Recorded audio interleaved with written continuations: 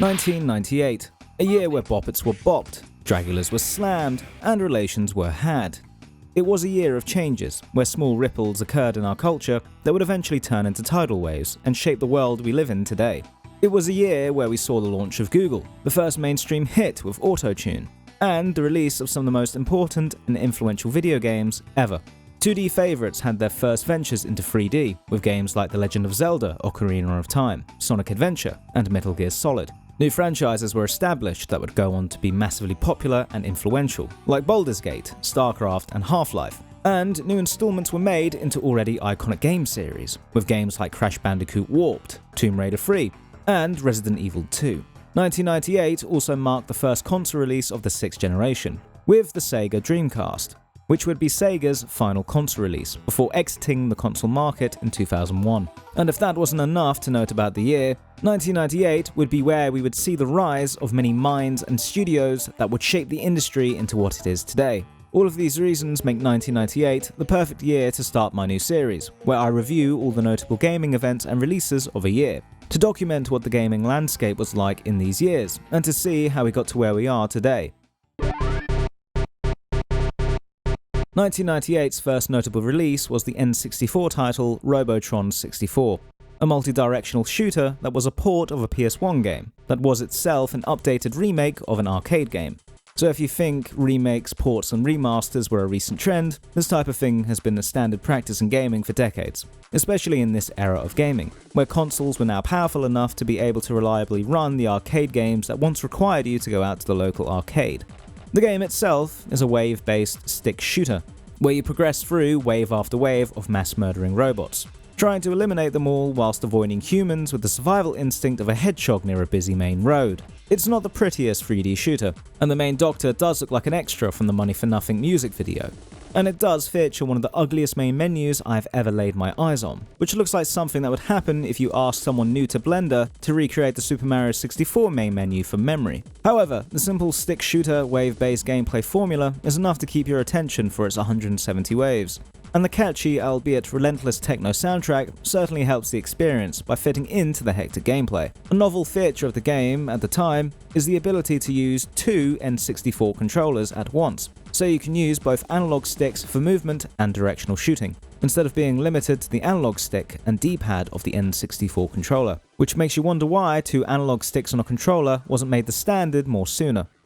The first notable PS1 release of 1998 was the puzzle game No One Can Stop Mr. Domino, released in Japan in January, although Europe would see the game in September and in America in November. Something we'll see much more of in this video, which made it a pain in the ass to organise, is that there was no such thing as a consistent worldwide release. Stuff like Sonic Adventure only released in Japan this year, and 1999 everywhere else. Releasing games worldwide was a bit of a pain in the arse back in the day, as there were a lack of localization studios and quality control, no digital storefronts, requirements and restrictions when manufacturing these games for other jurisdictions, and a lack of popularity in more niche genres, which meant that some games weren't even released outside of the region that they were made in. As for No One Can Stop Mr. Domino, it is a puzzle game where you control one of a family of dominoes that move on their own through a looped obstacle course.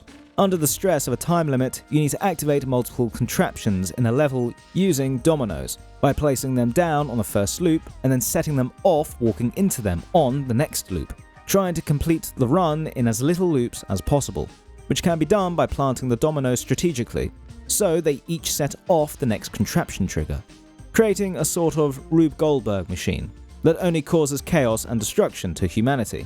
You know, it's strange to think Doom was the target of upset for worrisome parents and politicians for being demonic, when little Billy could buy this game at Blockbuster with no issue, and then blow up a family of 5. Mr. Domino continues the trend of 1998 games having a perfect soundtrack to match the game's tone, by having a quirky J-pop soundtrack, fitting the overall cartoonish and very Japanese game. I'm pretty sure one level does take place in a Family Mart. Resident Evil 2, the second entry of the popular survival horror series, built upon and exceeded at everything its predecessor did, by following the tried and true B-movie horror film sequel formula. Do the exact same thing, but bigger, and with more stuff. The game was led by the Japanese visionary Hideki Kamiya, in his first game director role, before he would go on to create Devil May Cry, Bayonetta, and Okami, taken over as director from previous visionary Shinji Mikami. With Resident Evil 2, Hideki made Resident Evil more of a blockbuster. No longer were you trapped in a mansion. You were in the depths of Raccoon City, stuck in a giant police facility, converted from an art museum, with more boss battles, more set pieces, and more enemies. Usually going bigger is what ruins horror series, as they turn more into spectacles than horror games, as future Resident Evil entry Resident Evil 6 would clearly show, which fully shed any horror left in the series. But Resident Evil 2 straddles the action and horror line perfectly, to deliver a preposterous, bombastic experience while still remaining terrifying. Ammo is still limited, and every shot does still count, especially with the increased enemy count, and new lethal enemies like the Lickers, that could leap and attack from afar and produce a horrific noise that made sure to keep you frightened of what lurks in the halls.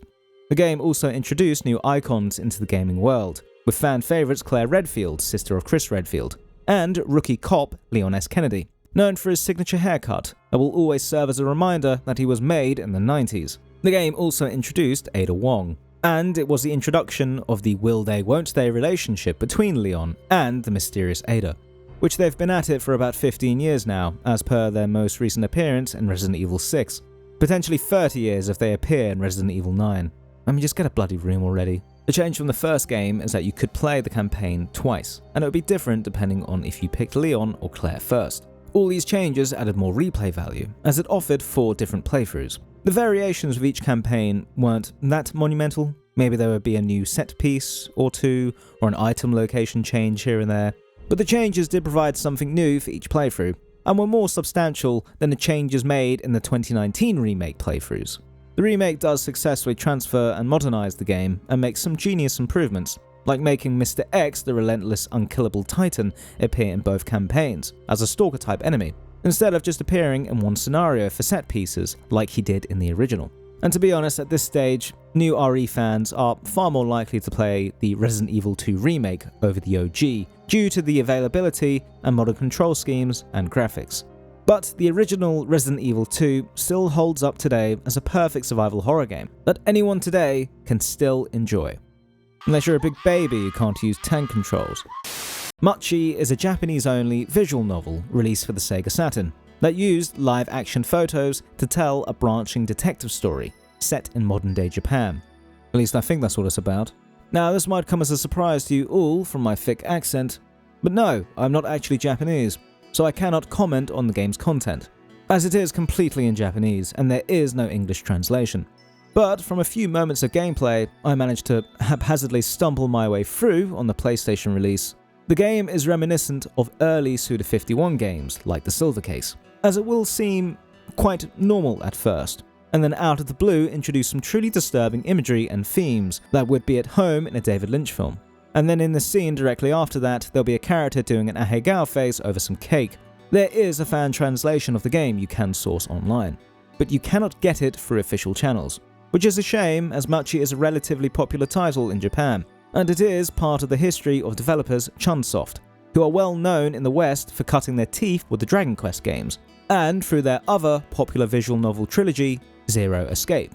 It also has a wonderfully overdramatic 90s J-pop song, and overall the soundtrack is pretty catchy, which marks it the 4th game in a row with a cracking soundtrack from a different genre on this list. No surprise there, as 1998 was a great time for music. I mean, just look at the charts. 1998 was a time in music where indie underground artists like the Teletubbies were second only to the Spice Girls, managing to beat out Robbie Williams and the experimental multi-genre collective known as Various Artists. You know, music just isn't the same anymore. The first big arcade game of 1998 was Marvel vs. Capcom Clash of Superheroes, the 3rd entry of the Marvel vs. Capcom fighting game series. And this is a pivotal release in the franchise, as it is the first Marvel vs. Capcom game to feature Capcom characters outside of the Street Fighter franchise, with characters like Morrigan appearing from Capcom's fighting game Darkstalkers. But more pivotal was the inclusion of Mega Man, the first character in the crossover to come from a genre outside of fighting games. A year before Super Smash Bros. Would have characters like Mario and Samus in their fighting game, which means Marvel vs. Capcom Clash of Superheroes was potentially the small Mr. Domino that would eventually lead to Homer Simpson, Sabrina Carpenter, Raiden from Metal Gear, and Jack Skellington all being in the same game today. Gameplay-wise, Clash of Superheroes is similar to previous Marvel vs. Capcom installments. Like the previous entries, before each match you selected 2 characters that you could switch between during fights. But a new feature not in the previous installments was the variable cross feature, where you could attack with both characters at the same time. You can probably tell that fighting games are not my forte, as it sounds like I'm reading directly from the game manual, with barely any understanding of this game's mechanics. And that is because that is exactly what I'm doing. Yeah, I grossly underestimated how time-consuming it would be to play every notable game release of a year and then do a small write-up about it, so I'm cheating a little bit with the game manuals. Bomberman World was where I found out Bomberman had a story and lore. I thought he was just a domestic terrorist. Bomberman villain Bagular causes havoc in the world by destroying magical crystals that imprisoned ancient villains of the Bomberman family. Now, following Bagular, the evil Unleashed villains take over the Bomberman universe and cause a big fuss. And now it's up to Bomberman to save the day from his bloodline's enemies, the only way he knows how, by bombing small animals with explosives. As Bomberman, you complete stages in different environments in the same Bomberman gameplay the series is known for. On a grid with enemies and obstacles blocking your path, you need to set down bombs carefully to clear your path to the stage's exit, whilst avoiding different foes and your own bombs. Each world ends with a boss fight against one of these ancient foes, and there are 5 worlds in total for you to explore. It's not the best Bomberman, but certainly not the worst, as Bomberman would have far more worse entries in the future. But if you do like Bomberman grid-based gameplay, it's as addictive here as it is in any other Bomberman game. In the wake of Parappa the Rapper's success, many rhythm games blasted onto the scene, such as Buster Groove, a head-to-head rhythm game stylized like a fighting game. You build score and combos by first starting with single button prompts, with X or circle, that needs to be pressed in time with the last beat of the bar.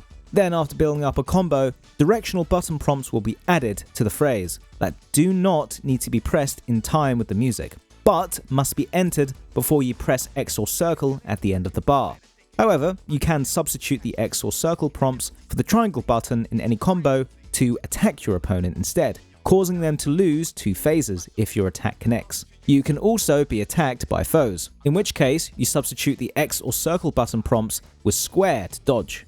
You know, explaining it out, it really does sound quite strange for a rhythm game system, especially as you only need to be in time on the last button press of a prompt. It does have a learning curve, but it's a brilliant game once you've mastered it. And for such an early rhythm game, it is extremely responsive and fair with its timings, especially considering it is only 1 year removed from the rhythm game genre's establishment. Maybe I'm just saying the timings are good in the game because I'm actually quite good at the game, and got a bit carried away and ended up completing it whilst trying to get some footage for the purpose of this video.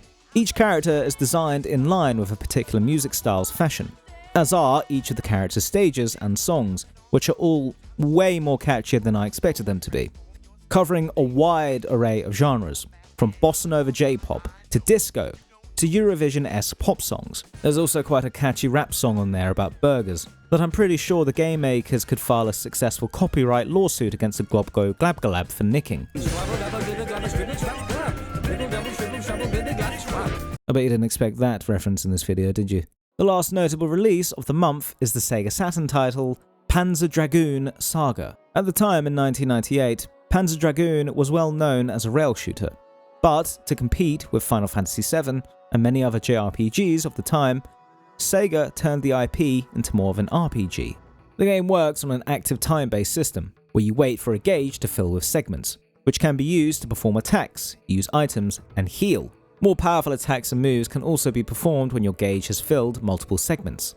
It's quite a standard RPG system for the time, but the game mixes in the usual Panzer Dragoon rail shooter style in its positioning system to make it a standout.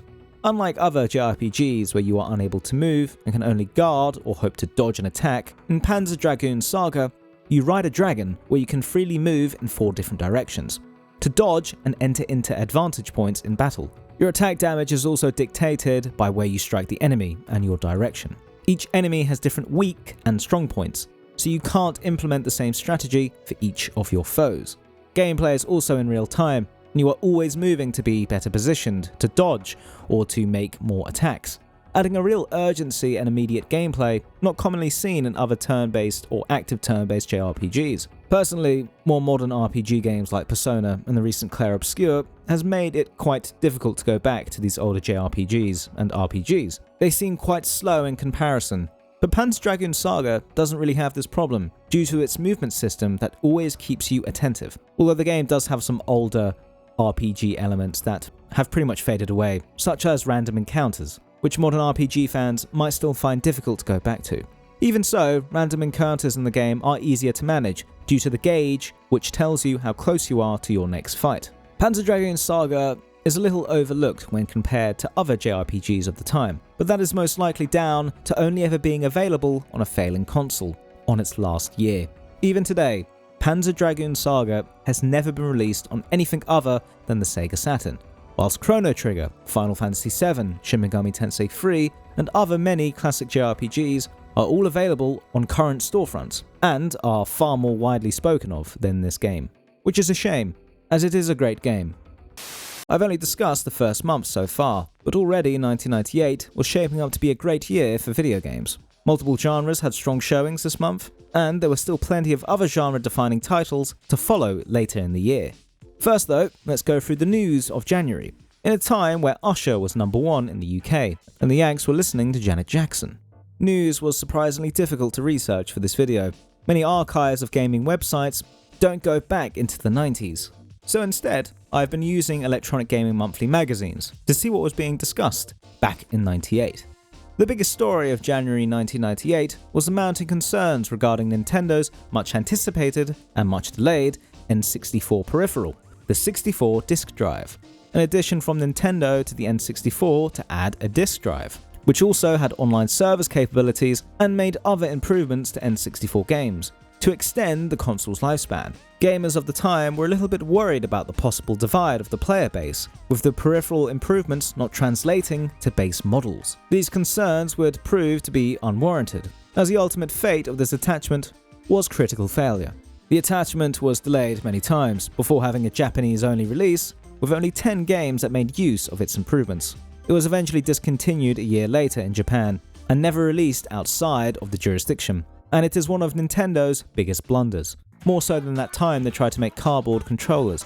Nothing much more of note happened this month in the news. The year was just getting started.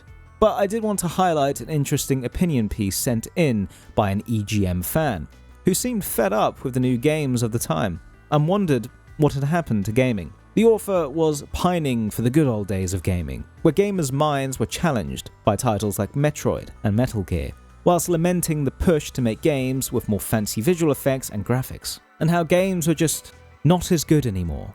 This message being penned before the release of Half-Life, Baldur's Gate, and Ocarina of Time. For further perspective, if you are currently a 25-year-old wishing gaming could go back to the good old days of 2013, this guy wanted to go back to the good old days of 1987, more than a decade before you were even born, which just serves as a further reminder that we're all just living in cycles and nothing ever changes.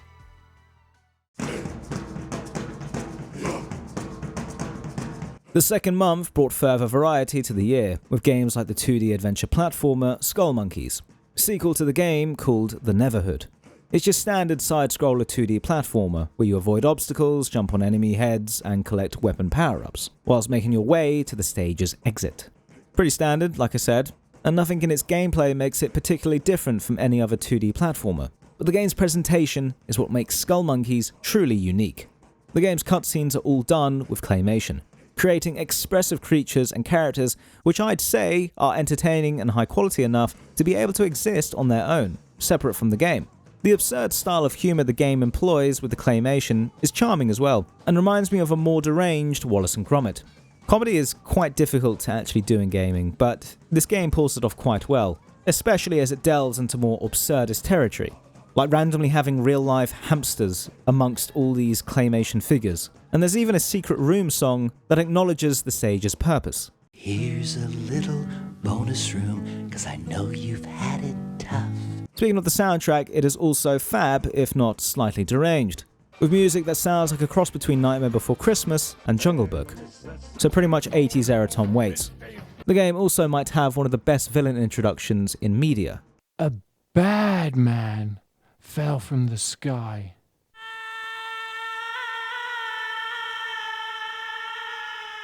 You know, just straight to it. No messing about. Here's the villain. He's wearing the skin of a strange animal and is leading them to take over the planet. Clayman, the hero, gets forcibly called to the planet and sort it all out. Off you go. Everything about the presentation enhances the comedic and odd humour perfectly, in a medium where comedy is notoriously difficult to succeed in. Unfortunately, the gameplay isn't as wild or original as the story and cutscenes, which is why I haven't spent much time discussing the gameplay. It'd make a great show. Long-running British spy film series James Bond had an odd entry on the Game Boy, made in the fashion of a 2D Zelda game, which sounds absolutely horrible on paper, but in practice is a surprisingly well-fit genre for the action spy series. That's rum, by the way, this is a long video. Compared to other James Bond games that focus on the series' shooting and action elements, especially the recent high-profile GoldenEye that just came out a year ago, James Bond on the Game Boy is more about the espionage side of Bond, with James finding secrets and solving puzzles by exploring areas, much like you do in 2D Zelda. As James, you explore and speak to NPCs to gather information, to try and figure out how to progress through the levels, with some action sections added in between. However, like similar games of this era, you are not given much direction, and items to pick up are not highlighted, meaning you must employ the tried and true method of spamming the pickup button around any area you can touch. Like James has OCD and must touch every flat surface of a room. It is a strange entry in the James Bond video game canon, but with the Bond theme and characters like Jaws and Oddjob showing up, and a focus on espionage and the spy elements of Bond, it's a surprisingly faithful and unique video game adaptation of Bond. Also in February, cult classic Xenogears released in Japan. In this entry, you play as Faye, an amnesiac man who mysteriously arrived in a village when he was younger, with no memory of how he got there. As I first played this game for this video, it seemed quite mundane. We follow a merry crew of misfits that need to go on an adventure to save their village from an evil power, whilst dealing with him with drama, maybe even a love triangle which seems set up, and yeah, it seems quite mundane. And after hearing about its dramatic story, I was a little bit disappointed by this intro. However, the story takes a sharp turn almost immediately when the village is attacked by mechs called gears, in which Faye somehow magically gets into and controls a gear to fight off the invaders, inadvertently reawakening his unknown power, which ends up destroying the village and killing nearly every character that you were just introduced to in the village, which is quite a strong opening. Yeah, that love triangle they're both dead, there's no triangle anymore, it's just a straight line. It is a dark story that only gets more darker the more you play it, although there are some fun moments to be had. The soundtrack is phenomenal and has some genuinely great uplifting music despite the themes of the game being more darker, offering some hope when the game explores these heavier story elements. Some character dialogue is also completely absurd, adding some levity to the journey, especially from characters like Dan, who beats Haru from Persona 5 to have the biggest forehead in gaming I've ever seen. I mean, just look at that thing. Forget noughts and crosses, you can play Doom on that. Like many Square games at the time, it has active time-based gameplay, where there is no pause in gameplay, and you can only perform actions when your timer has allowed you to. Although gameplay is a little bit more complex to other active time-based games. It does work on the standard gauge and segmented system, where you can spend more segments for more powerful attacks, but combos can also be used with these segments. You can use a 3-point attack, or maybe a 2-point attack, and then combo it with a 1-point attack. Or you can perform a 2-point attack and then instead of doing a combo, add that 1 point to your AP gauge to do a more powerful combo in later turns. Gameplay is quite in-depth, although it is also quite slow-paced. There are long wind-up animations and there are many random encounters that can hurt its pacing. It is also a very text-heavy game that delves into deep philosophical themes, and there is zero voice acting, which for some is a hard sell. But all that stuff is what makes Xenogears Xenogears. The cult classic game is still loved by many, 27 years later. However, despite the game's popularity and cult status, just like Panzer Dragoon Saga, it is not available on any modern video game platforms. This is particularly disappointing for me and the rest of my pals, as the game has never been released in the PAL regions. But we did get Gex Enter the Gecko, which you know is just as good. Gex holds a strange place in the video game canon. In the world of 5th generation platformer icons, Gex is kind of in the middle of the Bubsy to Crash Bandicoot scale. Not nearly bad enough to be considered terrible, but not good enough to be ranked alongside the orange marsupial. Gex, Enter the Gecko, and the series as a whole is more often remembered for the extremely dated humour and pop culture references Gex makes, rather than the game series' tight gameplay. And in Gex 2, Gex has plenty of this dialogue, with 700 lines of pop culture references that were dated as soon as the game was shipped, and even more so now. Hey, I feel like I'm trapped in Boy George's pants. The old, outdated references do make Gex unique amongst the Spyros, Crashers, and Banjos, as most 3D platformer icons are quite quiet in gameplay, whilst Gex doesn't shut the hell up, Hi, I'm here for the real-world interview. spouting line after line of lame references, which oddly works in the game's favour for current-day players, as Gex awful jokes back in the 90s now fall in with the ironic anti-humour on the internet of today, where not being funny is in itself funny. The game did change things from its first entry, as Gex Enter the Gecko is a 3D platformer, whilst the first entry was in 2D. And as a 3D platformer game, it is perfectly functional, with a wide variety of locations, creatures, and collectibles. But it just hasn't got the polish, environment, or gameplay refinement of the Crash and Spyro games that made those game characters icons, and Gex, Gex. Although, whilst games like Xenogears, Panzer Dragoon Saga, and Buster Groove can only be played on original hardware through buying extortionate second-hand copies or pirating them, Gex Enter the Gecko and all other Gex entries are all currently available on PS5, Xbox, and PC. So if quality is dictated by demand, Gex is far superior to all these titles. There's plenty more where this came from, baby. Sonic Team developed space firefighter game Burning Rangers, released on the Sega Saturn this month. A game where you play as a bloke called Sho or a lady called Tillis, as you fight fires. As either character, you explore crashed spaceships to put out fires and save people with teleportation via powered crystals you can collect through platforming sections throughout the spaceship. The whole game is presented like a Saturday morning TV anime, with a cracking theme song to further fit into this tone. It is also quite a unique game for having no antagonists or enemies. Your target is just the fires that you take down with your futuristic fire extinguisher, which may sound a little bit boring, but the chaos of fire being everywhere, multiple explosions, and a time limit means you are always under pressure. There is also no map, and you must rely on voice navigation given by the NPC leader of your team. So you need to be attentive and open your ears, and can't be distracted by the YouTube video on your second monitor. I bet I'm on the second monitor right now, aren't I? The jetpack and movement system gives you far more freedom in the platformer sections than any other platformers of the time. You can jump and jetpack just about anywhere in the area, although the spaces are quite confined. Controls are a bit wonky and camera is hard to handle at times, but to be perfectly honest, that describes half of all games released in 1998, where 2 analog sticks were not yet the standard.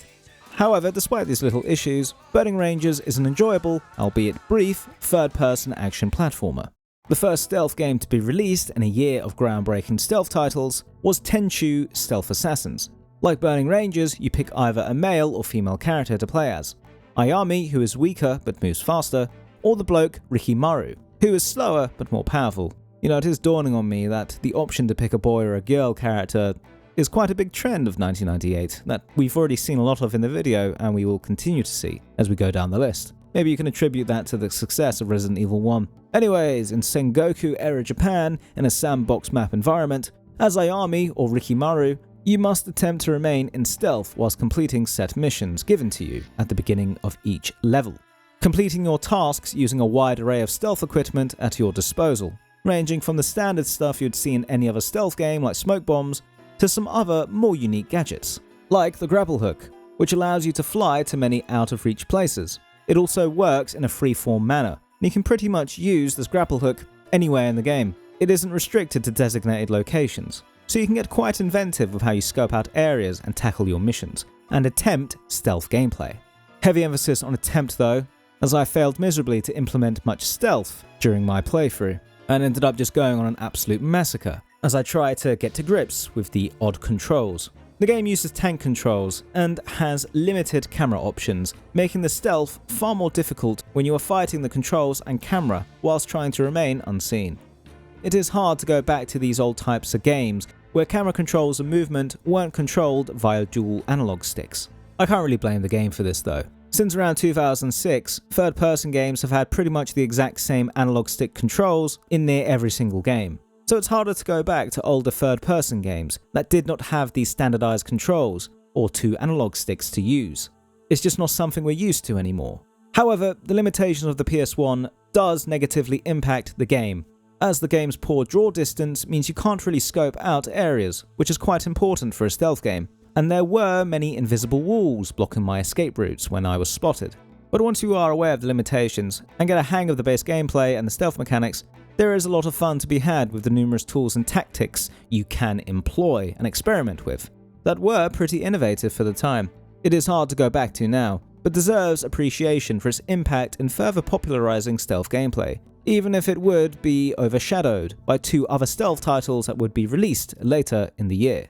February ends with the release of the N64 title 1080 Snowboarding, the first of a number of sports games on this list that I will surely embarrass myself while speaking about, showing my complete ineptitude for sports games, and in sports in general. Still, I have attempted to play all the games on this list to be as accurate as possible with my assessments, so I did give this one a go, and thankfully 1080 Snowboarding is quite an easy game to explain, as it does exactly what it says on the N64 box. You snowboard and can do some tricks whilst you snowboard. The game has many competitions split into two different modes, trick mode and race mode. Race modes contain your standard racing affairs, where you need to be the first to the finish line, and tricks merely add to your score in this mode. Whilst in trick modes, you compete against your opponent to see who can pull off the most tricks, using a combination of button prompts that can be learned. Racing games and sports games based on real life usually take two approaches. They are either strict to real life to offer a simulation experience to real life fans, or they go completely off the wall by taking advantage of the fact they are a video game. I personally prefer the insane approach, as real life and logic often gets in the way of fun. So for me personally, there wasn't too much for me to enjoy about 1080 Snowboarding. But fans of the genre often claim it was the best of its time, and it was a critically praised game. It is even available today on the Switch's online program as an N64 classic. It was also nominated for Best N64 Title of the Year for quite a few publications, but unfortunately it didn't stand a chance, as it went up against Ocarina of Time. And that is all for February releases. So now we go on to news and events, in a time where both the UK and the US were bumping My Heart Will Go On. Yeah, the Titanic was just completely inescapable. Oh, I meant the movie, I guess the boat itself was inescapable. That's a bit dark, isn't it? In February, further hype was being developed for the N64 disk drive peripheral. Nintendo of America president at the time and former member of the Beatles, George Harrison, at least I think they're the same one, why else would they share a name, stated that the new peripheral needed to be sold to 60 to 80% of the N64 player base to be successful. And rather surprisingly for the 90s, where company bravado and confidence seemed to be at its height. Hey, plumber boy, mustache man, your worst nightmare has arrived. Mr. Harrison was quite cautious and hesitant about the attachment's success in this interview in the EGM magazine, like he knew it wasn't going to be successful. Whilst the reporting in this magazine by the journalist seems far more confident than the Nintendo American president, claiming Nintendo proved that the disk drive is more than just your average add-on, with its press conferences and showcases. The article showcases many poorly aged statements about the peripheral's impact. As we know now, it was a massive failure. But there was a far more worse example of poorly aged statements to be made this month. In 1998 February, there was further news of a company that wanted to enter the console market, with a console being made under the name of Project X. The company making this challenge promised technological leaps no one had ever seen before, and that their console would change the industry forever.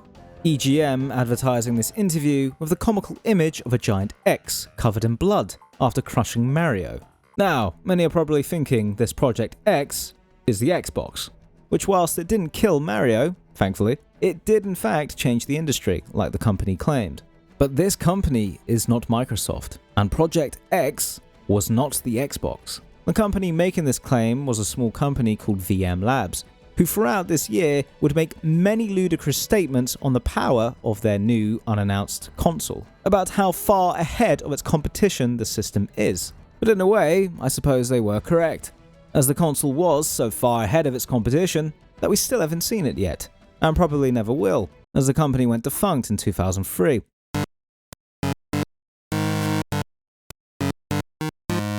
Wario first showed his nose this year with Wario World 2 for the Game Boy, a sequel to Wario Land Super Mario Land 3, because numbers just do not matter in gaming. Wario is rudely awakened by an alarm clock and finds out his treasure has been stolen by Captain Syrup and the Black Sugar Gang, and now he is on a quest to get his treasure back. The game is a side-scrolling platformer, where Wario needs to traverse to the exit of each level, whilst collecting and keeping coins and avoiding enemies in these stages, which sounds like the usual Mario-adjacent game formula. But Wario is a far more powerful entity than any other creature in the Mario universe. As Wario bluntly states in the game manual, he is immortal and cannot die. I'm not exactly sure on the lore reasons for this, but due to being robbed by Captain Syrup and the Black Sugar Gang, I can only surmise that Wario is just too pissed off to die. Enemy attacks can only take Wario's money, or give him certain status effects that both hinder and help him. Fire attacks, for example, will turn Wario into Hot Wario, which some like myself think is a redundant title for Wario. Whilst on fire, Wario can traverse into fire areas and break blocks he otherwise couldn't do in his normal state. He can also become Bouncy Wario and jump higher, Fat Wario to kill enemies more easily, and even turn into Zombie Wario to traverse through floors. Because you can't die and getting hit is required for some items and objectives, the platformer becomes more of a puzzle game than a platformer that requires you to think about when it is best to damage Wario. The first PC game on this list is the FPS RTS tank game Battlezone, developed by Activision. Set in alternative history 1960s, where the space race was a cover-up for the militaries of the Soviet Union and US to do battle in space, you play as the Soviets or Americans in a battle to the death in the campaign mode. You control your units right in the middle of the action, from a first-person view, ordering your troops to destroy all other enemy units and their base. You can also take control of your units to fight from the first-person perspective in vehicular battle. Each game mode revolves around an alien material called biometal, a resource used to create more units and defenses, which can be found out in the wild in each map, or from destroying enemy units. The game also had a multiplayer mode, offering a variety of different game modes, like head-to-head battles to the death, or the more thought-out strategy mode, where players are eliminated after losing 3 lives, the winner being last alive in a sort of battle royale format. The game would eventually get a Redux version that was released to Steam, with mod support and multiplayer, but the original release's multiplayer was closed in 2002. However, before the Redux was eventually released to Steam, Activision would release the source code of the multiplayer library when support ended, allowing users to make their own servers to keep the game's multiplayer side alive. It showed that Activision was on the side of game preservation and cared about their customer base's purchases and Canadian CGI animated TV show called Reboot had a game release of the same name, developed by EA Canada. I had never heard of the series before, and so I was instantly confused starting this game, as in the first minute of the game, we are introduced to a villain who appears to instantly kill his monster wife. That's quite a hook, I suppose. And then 3 minutes later, you're on a hoverboard using a ray gun on taxis. In Reboot, you play as Bob, a guardian of the virtual plane the villain is trying to take over. You guard the world by hoverboarding through maps to repair tears in the mainframe, whilst dodging or defeating enemies. Controls are pretty terrible, and whilst I have said that for multiple games so far due to the difficulty to go back to older games that often worked on completely different control schemes with one analog stick, even reviewers of the time noted the difficulty in controlling Bob, especially how quickly he turns on his board, making it look like Bob has had a few bevies before trying to operate it. It's also early CGI too. In fact, the show was one of the first ever CGI-only animations, so the characters all have that plastic, stiff, janky look that all early CGI had. That makes some of the NPC characters look far more disturbing than the actual villains of the show. Overall, it's not a very pleasant experience. You know, I expected more from a kid show tie-in CGI PS1 game created by EA. Real Bout Fatal Fury 2, the newcomers, released for arcades in both America and Japan this month, serving as the 3rd entry in the Real Bout subseries, 4th in the Fatal Fury subseries, the 5th mainline entry, and the 8th game in the series overall. I swear fighting games just can't be simple, can they? The game uses the same engine as Real Bout Fatal Fury Special, which is a fan favourite, and works on the same battle system, where there are 2 lines or planes to fight in. On the main line, characters fight, and on the press of a button, they can go onto the sway line, where they can dodge and guard. Yeah, I cracked open the manual for this one as well. The game is also where new characters Rick Stroud, a Native American boxer, and Li Zhangfei, Chinese-American waitress, made their debut, alongside returning favourites and icons Terry Bogard and Mai Shiranui. Shiranui? I don't know how to say that. All I know is that Sakurai said that this game is not made for good boys and girls. Warhammer Dark Omen is a tactical war game set in the Warhammer universe, not to be confused with the Warhammer 40k universe. Warhammer Dark Omen takes place in a fantasy setting, with goblins and orcs and all that other type of stuff. It is an RTS game where you control many infantry units on the map, and oversee a number of battles as a sort of general commander. The game was important in the series for introducing multiplayer mode, as many titles around this time started to implement more multiplayer features, as the internet slowly started to become more stable and common in households. Although it still wasn't perfect, as this was the time of dial-up, and you would lose internet connection when your mum answered the phone call. Multiplayer definitely benefits these games, as it will offer endless replayability when you are sick of facing CPU enemies. But you wouldn't have online option on the PS1 port, although lack of multiplayer was the least of the PS1 port's issues, with EGA magazine stating that major dental work would be preferable to playing Dark Omen on PS1. EA Canada would have another bash at releasing a game this month after Reboot received middling reception, releasing Need for Speed Free Hot Pursuit, to far greater success and critical acclaim. Hot Pursuit, like the previous Need for Speeds, is a racing game, and so includes the usual racing modes against multiple CPUs or friends via split screen. The game also took graphical leaps from its predecessors, and had a wide array of customization options for your supercars to experiment with. The soundtrack, gameplay and graphics are all top quality for the time, and the standard racing modes are enjoyable. But the real fun of the game is in the new Hot Pursuit mode, where you go head to head with another racer, whilst avoiding police cars, which can bump into you, throw road spikes down, and place roadblocks. The controls are still very responsive, and I was surprised at how well the first-person camera worked in this game. Considering any time that view is available in games like Cyberpunk or GTA, I would use it for 1 minute before switching back to third person, after inadvertently wiping out an entire bloodline on the pavement. The Hot Pursuit mode really is the highlight of the game, that would be further expanded in the later PC version, where you could role reverse and play as a police car stopping other vehicles. In another high-profile fighting game release, arcade phenomenon Tekken 3 finally arrived this month on the PS1 in Japan, a year after its 1997 release in arcades, and its popularity exploded with this release, selling 8 million copies at the end of the PlayStation lifecycle, further signalling the decline of arcade popularity and increased interest in fighting games on home consoles. It was a smash hit that introduced many to the series who were not previously familiar with it, whilst making characters like King and Heihachi well recognized in the gaming community, even by those who do not know what Tekken is. As well as being popular, Tekken 3 was mechanically very sound. The entry expanded on the series' grapples, juggling, and stuns, allowing skilled players to create unique combos with the varied roster of weird and wonderful characters. Of all the fighting games on this list, this is the game I had the most enjoyment with, until Eddie showed up and completely wrecked me with his dance moves. The game is also known for its big time skip.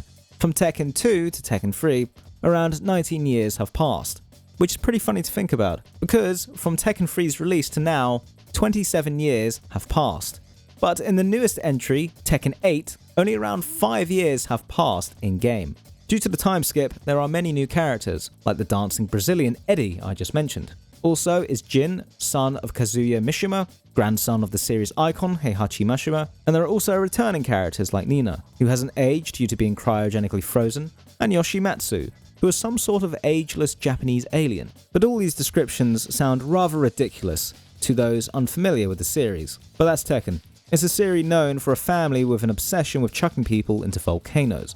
Personally, the game gave me a blast of nostalgia when playing it after all these years, as there was a Tekken 3 cabinet at our local harbour, where I would bully my sister by spamming the grab attacks as King for 50p a go.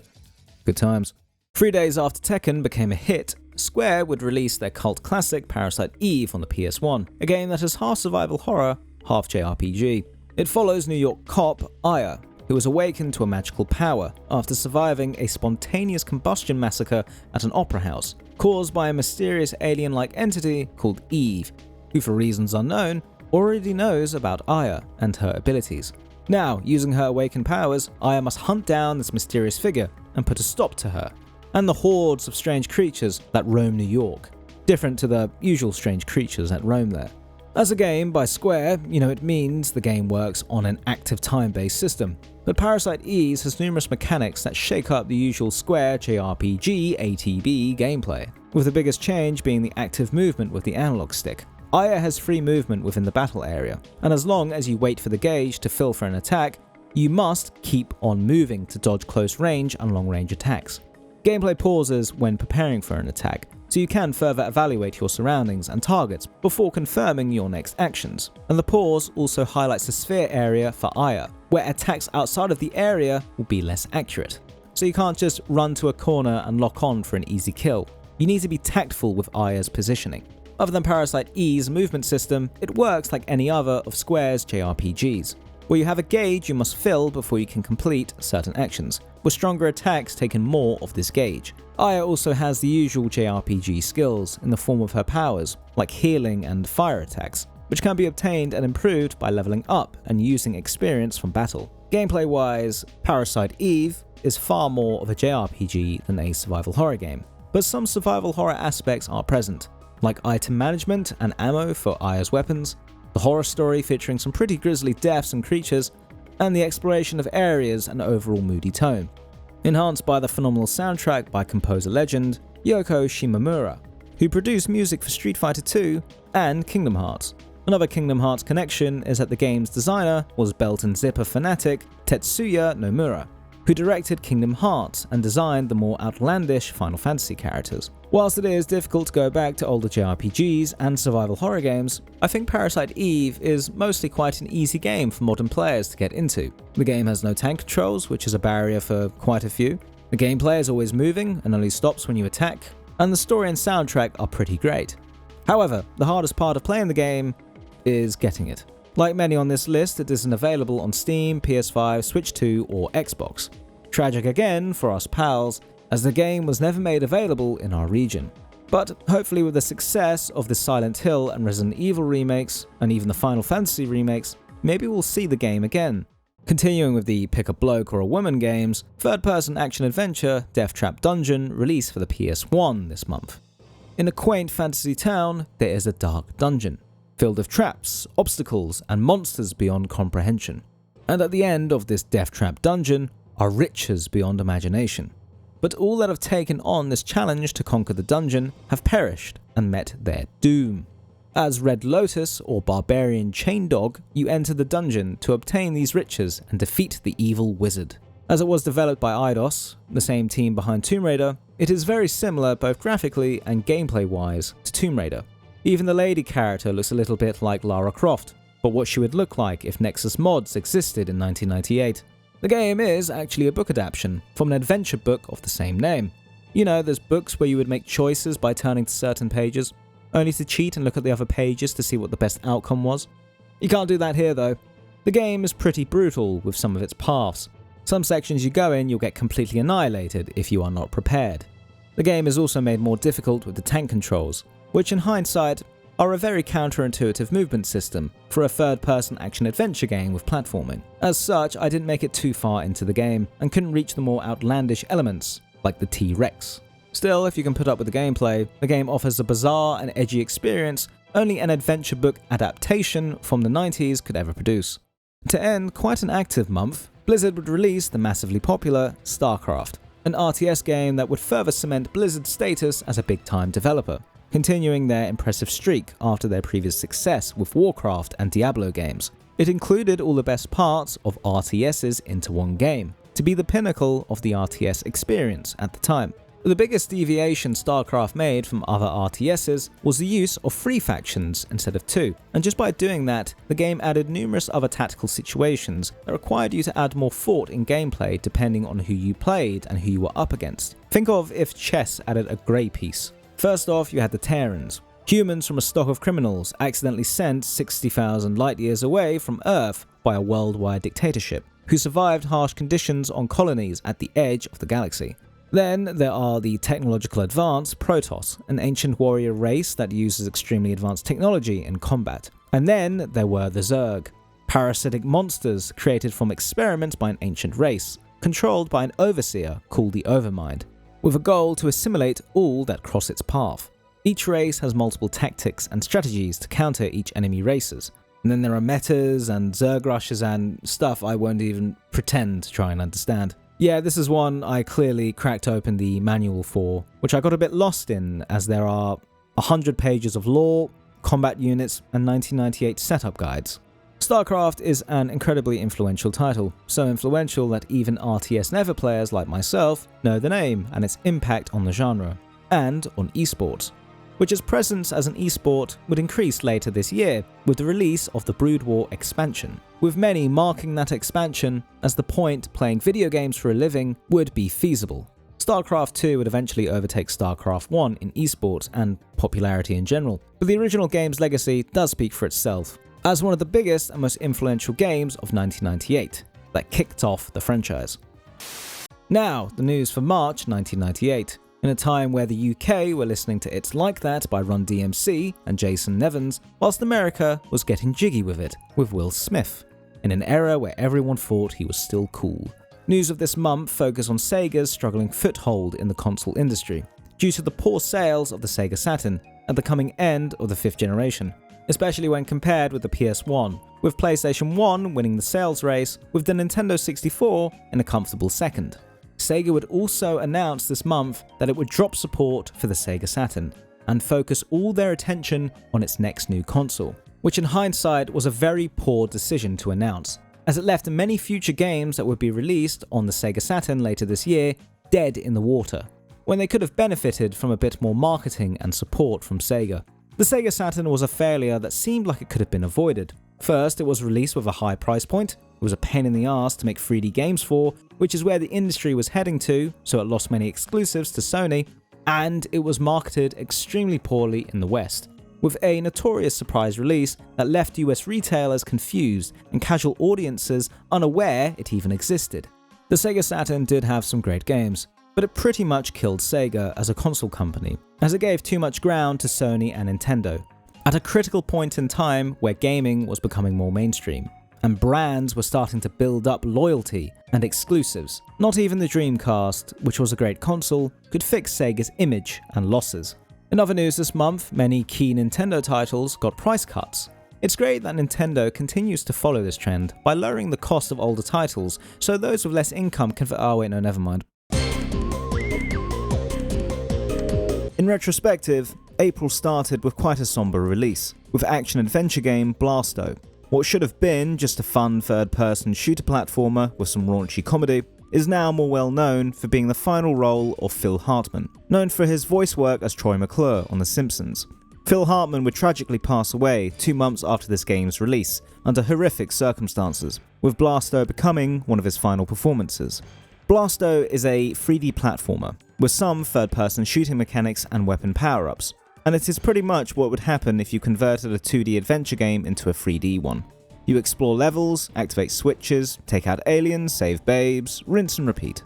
But Phil Hartman does do a fantastic job voicing the womanizing superhero stereotype Blasto, in a performance that did get a few laughs out of me. Can you do it, Blasto? Is a frog's butt watertight? Also, the game took me completely off guard during the intro, as I thought it was a game made for kids, and then the villain made his intro speech. I will enslave their women, eat their children, and rape their cattle. Then again, it was the 90s. Maybe it was still targeted at kids. As EGM showed me, this is an era where tennis video games were sold like they were demolition derbies.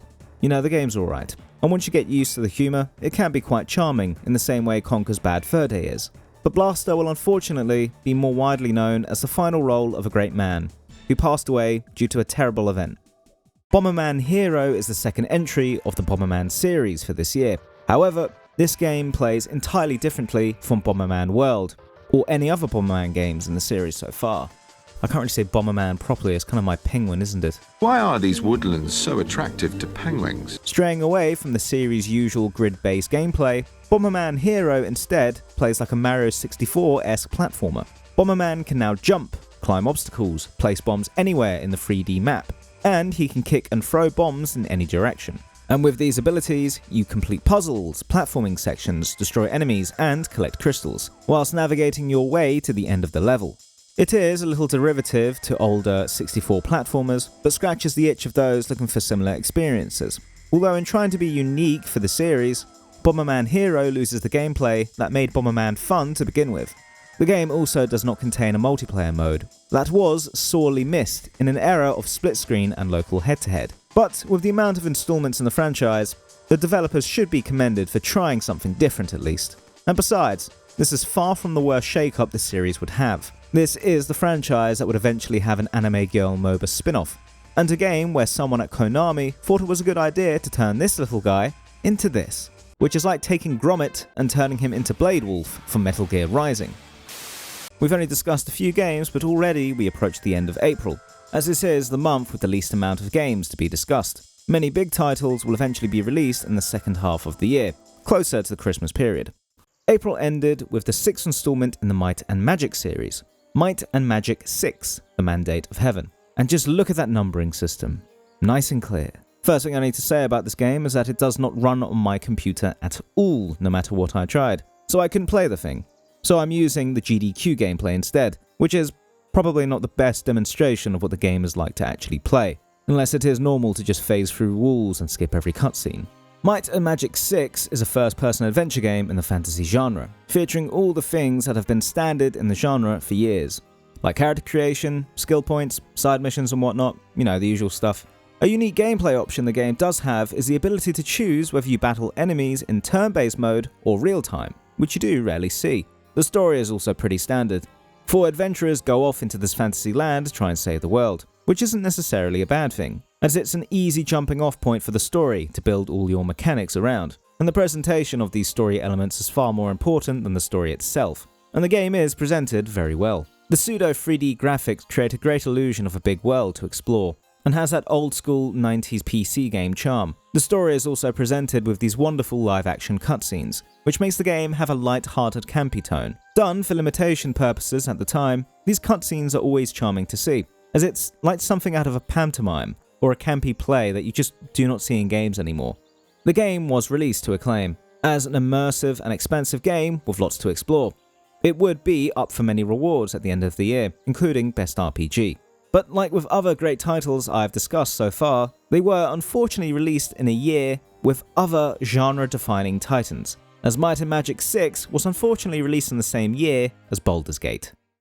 Now on to April news. In a month where Boyzone finally dethroned Run DMC in the UK, whilst the US were listening to Next, which I thought was a shop, but oh well. Nintendo revealed a new version of the Game Boy that had a backlight to make it easier to play in lighter situations, and anyone growing up with a Game Boy would know how important these backlights were, as it would be near impossible to play a Game Boy outside if there was any light, without squinting and trying to block out the sun with your hands, so the improvements here were well appreciated. Kind of interesting to think that things weren't being bright enough were a problem back then, when now we have the opposite issue, like how everyone gets flashbanged by the Bandai Namco title card.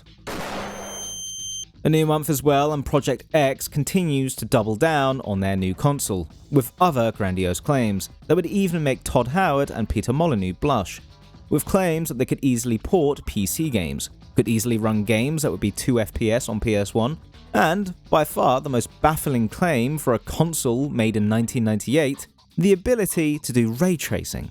You know, I didn't think it was possible to find anything more poorly aged than Gex's dialogue.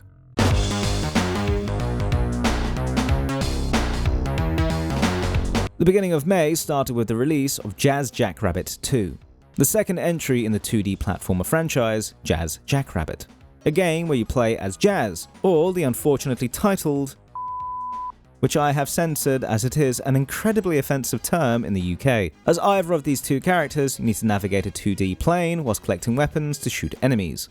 The two characters do have some unique features. Jazz can launch himself vertically higher, while Spaz can bollocks, I said it again, didn't I? The game would not sell very well, but it did have great ideas, like a level editor called the Jazz Creation Station, the JCS, allowing players to create their own levels, which would also be a future staple of another game series this developer would work on, that would come out later this month. The game also showed the promise of many young developers, including one named Cliff Blinsky. Unreal and Gears of War co-creator, and future stand-up comedian. You're like, I'm a cum. I'm like, I can tell that. The developers of this game, Epic Mega Games, were relatively unknown at the time. But after they would release Unreal later this month, they would begin their ascent to the massive video game studio giant it would become, under the banner Epic Games. Known for being the creators of Unreal and the Unreal Engine, the Gears of War franchise, Epic Games Store, and of course, Fortnite.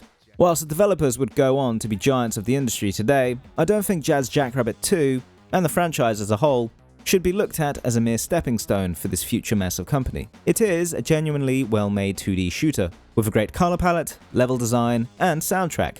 You can get them both for cheap as well on GOG. Racing game Gran Turismo at this point in the year had already been released in Japan for about 6 months, and had already sold 2 million copies in Japan alone. And after much hype, it released in the Western markets this month, and it became even bigger. So big that it would be the best-selling PlayStation 1 title ever, selling over 10 million units worldwide, beating Final Fantasy VII, Tomb Raider, and Tekken 3, becoming a staple of the racing game genre and the PlayStation consoles.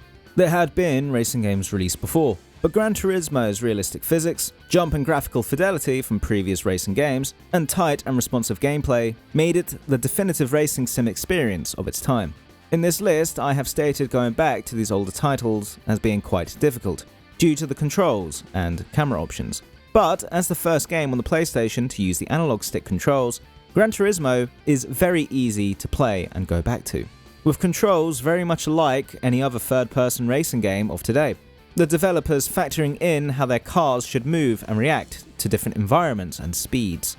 Although perhaps it shouldn't be a surprise, as this is potentially the game that inspired many other games to make this sort of vehicle movement the standard in video games going forward. Today, Gran Turismo is a little plain, but it was a defining title for racing sims back in the day, starting a franchise that would become one of the best-selling racing games ever. Reading reviews now, there are many that gush about how realistic the graphics look, which does seem quite laughable now.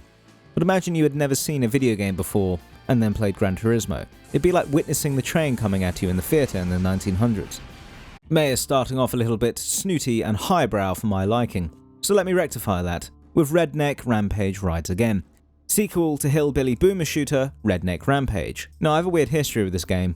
I would always see it in Blockbuster when I was younger and always wondered what the gameplay would look like just from looking at the cover. From the cover it looked like a boomer shooter but with rednecks. And yeah, that is pretty much what you get. It's a first-person shooter in the same vein as Doom and Quake, a part of the retroactively named boomer shooter genre, where you can hold every single weapon you pick up all at once, have high speed, have many enemies to shoot, and go through set levels trying to find the exit at the end of each stage.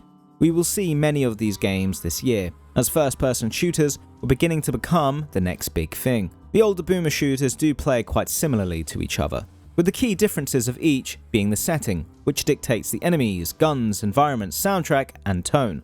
And that alone makes each boomer shooter very distinctive. It lays down the stereotypical hillbilly themes on thick. Aliens, rockabilly music, cowpie power-ups, and all the other stereotypes you can think of are in this game.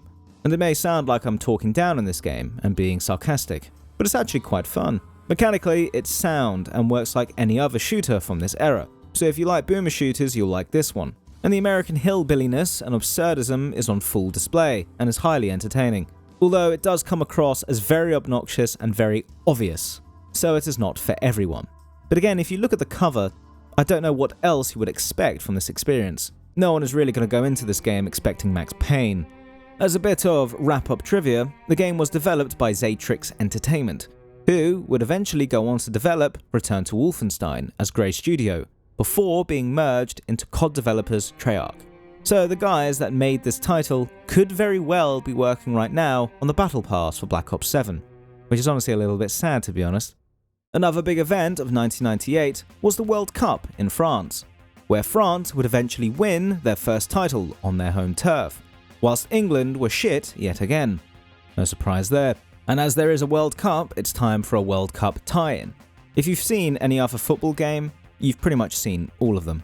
But there isn't anything too unique to this game other than it is in the World Cup format. Even now, 27 years later, as the newest FIFA game, or I guess FC game, comes out, nothing has really fundamentally changed about the games. Because nothing has changed fundamentally with football. The issue with sports games is that you can't really add new elements to the gameplay, as it is a real thing. They can only add new teams, features, and improved graphics, which is what EA pretty much does, to massive success. But you know, if I was in control of FIFA or FC, I would just go and make the games even more realistic. Have a dive button for the Brazilians, a headbutt button for the French, and a custom chants mode for the English, where the crowd calls out the physical attributes of a player to the tune of Seven Nation Army, to make the players insecure and have a debuff. You know, I haven't got much to say about this game, to be honest, so I am just rambling about whatever dumb scenarios come into my noggin. If you want a footy game, the World Cup game would be a great choice back in 1998, as I am making fun of it, but back in 1998, the game does have fundamentally tight controls. Although if I was football crazy, football mad back in 1998, I might just wait a little bit longer to get FIFA 1999, which would come out later in the year. But before we go on to the next game, which is a big one to discuss, I do have to mention World Cup 98's strange roster, as for some reason, EA decided to just make up some countries instead of including some real ones. Like, what is Yugoslavia, the Korea Republic, and Denmark? Just 2 weeks after Jazz Jackrabbit 2 was out and met with positive reviews but commercial failure, Epic would bounce back quickly with the release of Unreal, co-created with future Warframe developers Digital Extremes. Unreal is quite a groundbreaking title, as it was the first game to be created with the first iteration of the Unreal Engine, where it obtained its namesake. Epic would release the engine for commercial use via a license, with its future iterations becoming used for many critically acclaimed games, and now the engine in its 5th iteration is one of the most ubiquitous in the industry. And in 2025, it still continues to be one of the most used engines, despite some issues with some optimizations, with Bethesda, CD Projekt Red, and Atlas recently dropping their proprietary engines in favor of Unreal 5. As Unreal is the first ever game to be made with the Unreal Engine, that would already be enough to rank Unreal as one of the most important games of 1998. But the game itself is also great in its own right, featuring atmospheric levels in a grungy futuristic world, tight FPS gameplay, and some set pieces that would inspire future works of Epic, like in Gears of War. At the time of release, the game was, graphically, the most impressive game ever seen on a 4x3 screen, with revolutionary texture work and lighting, which served as a great advert for the Unreal Engine. Even now, throwback games such as Dusk try to replicate the graphics of Unreal, standing out as a classic style. The game would also go on to be important for the development and further the popularity of online gaming with its multiplayer mode. The tight gameplay and movement speed serve as a great basis for team deathmatches that would be expanded upon in Unreal Tournament that would be released the year after, in 1999. In case you don't know how years work, I don't know why I wrote that, it's a bit self-explanatory. Despite how groundbreaking the game was, Unreal never got the same fanfare as Half-Life for its impact on PC gaming and gaming as a whole, potentially due to the mismanagement of the franchise later on. Whilst the multiplayer series of Unreal flourished, it never really outgrew the boomer shooter formula in its single-player entries. Whilst Half-Life focused on a brand new way to explore narratives in video games, whilst also showing the prowess of its own Source engine by Valve. Or maybe it's because everyone just doesn't like the Epic launcher and hates anything to do with Unreal. If you are a fan of first-person shooters, particularly the boomer shooter variety, I would say it still is a must-play. And you can get it completely for free. You can download the gold version on an approved website from Epic Games. You can play it right now on modern systems, it works perfectly. Although the temple level still does suck. We finish May with the 2D shoot-'em-up arcade game, Radiant Silvergun, a Japanese-only release that would eventually come to the Sega Saturn next month in June. It would eventually arrive in the West, 13 years later, on Xbox 360 only, digitally, which means I couldn't use a manual for research purposes as there was none in English. So instead I used a game fact from the 2000s instead. What made Radiant Silvergun stand out from the other bullet hell shoot-'em-ups was its level-up system. Scoring is not purely based on enemy kills, and instead factors in the colour of the enemies, which come in red, blue and yellow. To increase your score, you need to make chains. To get chains, you need to kill enemies of the same colour, and different chains upgrade different types of weapons. To master the game, you need to aim for the right colours, whilst avoiding any other colours, like some sort of space racist. More strategy is required than simply dodging and shooting. It was a winning formula, as many flooded arcades to play it, in a time where arcades were on the downward spiral. It was also so acclaimed that it would be widely imported on the Sega Saturn by shoot-'em-up fans in the West, who saw it as a new standard in a genre that was on its deathbed, due to the death of arcades and the loss of interest in a stagnant genre. Bucking the trend of many other Japanese-only releases of the time, Radiant Silvergun is available on all modern platforms and can be enjoyed right now. You space racists.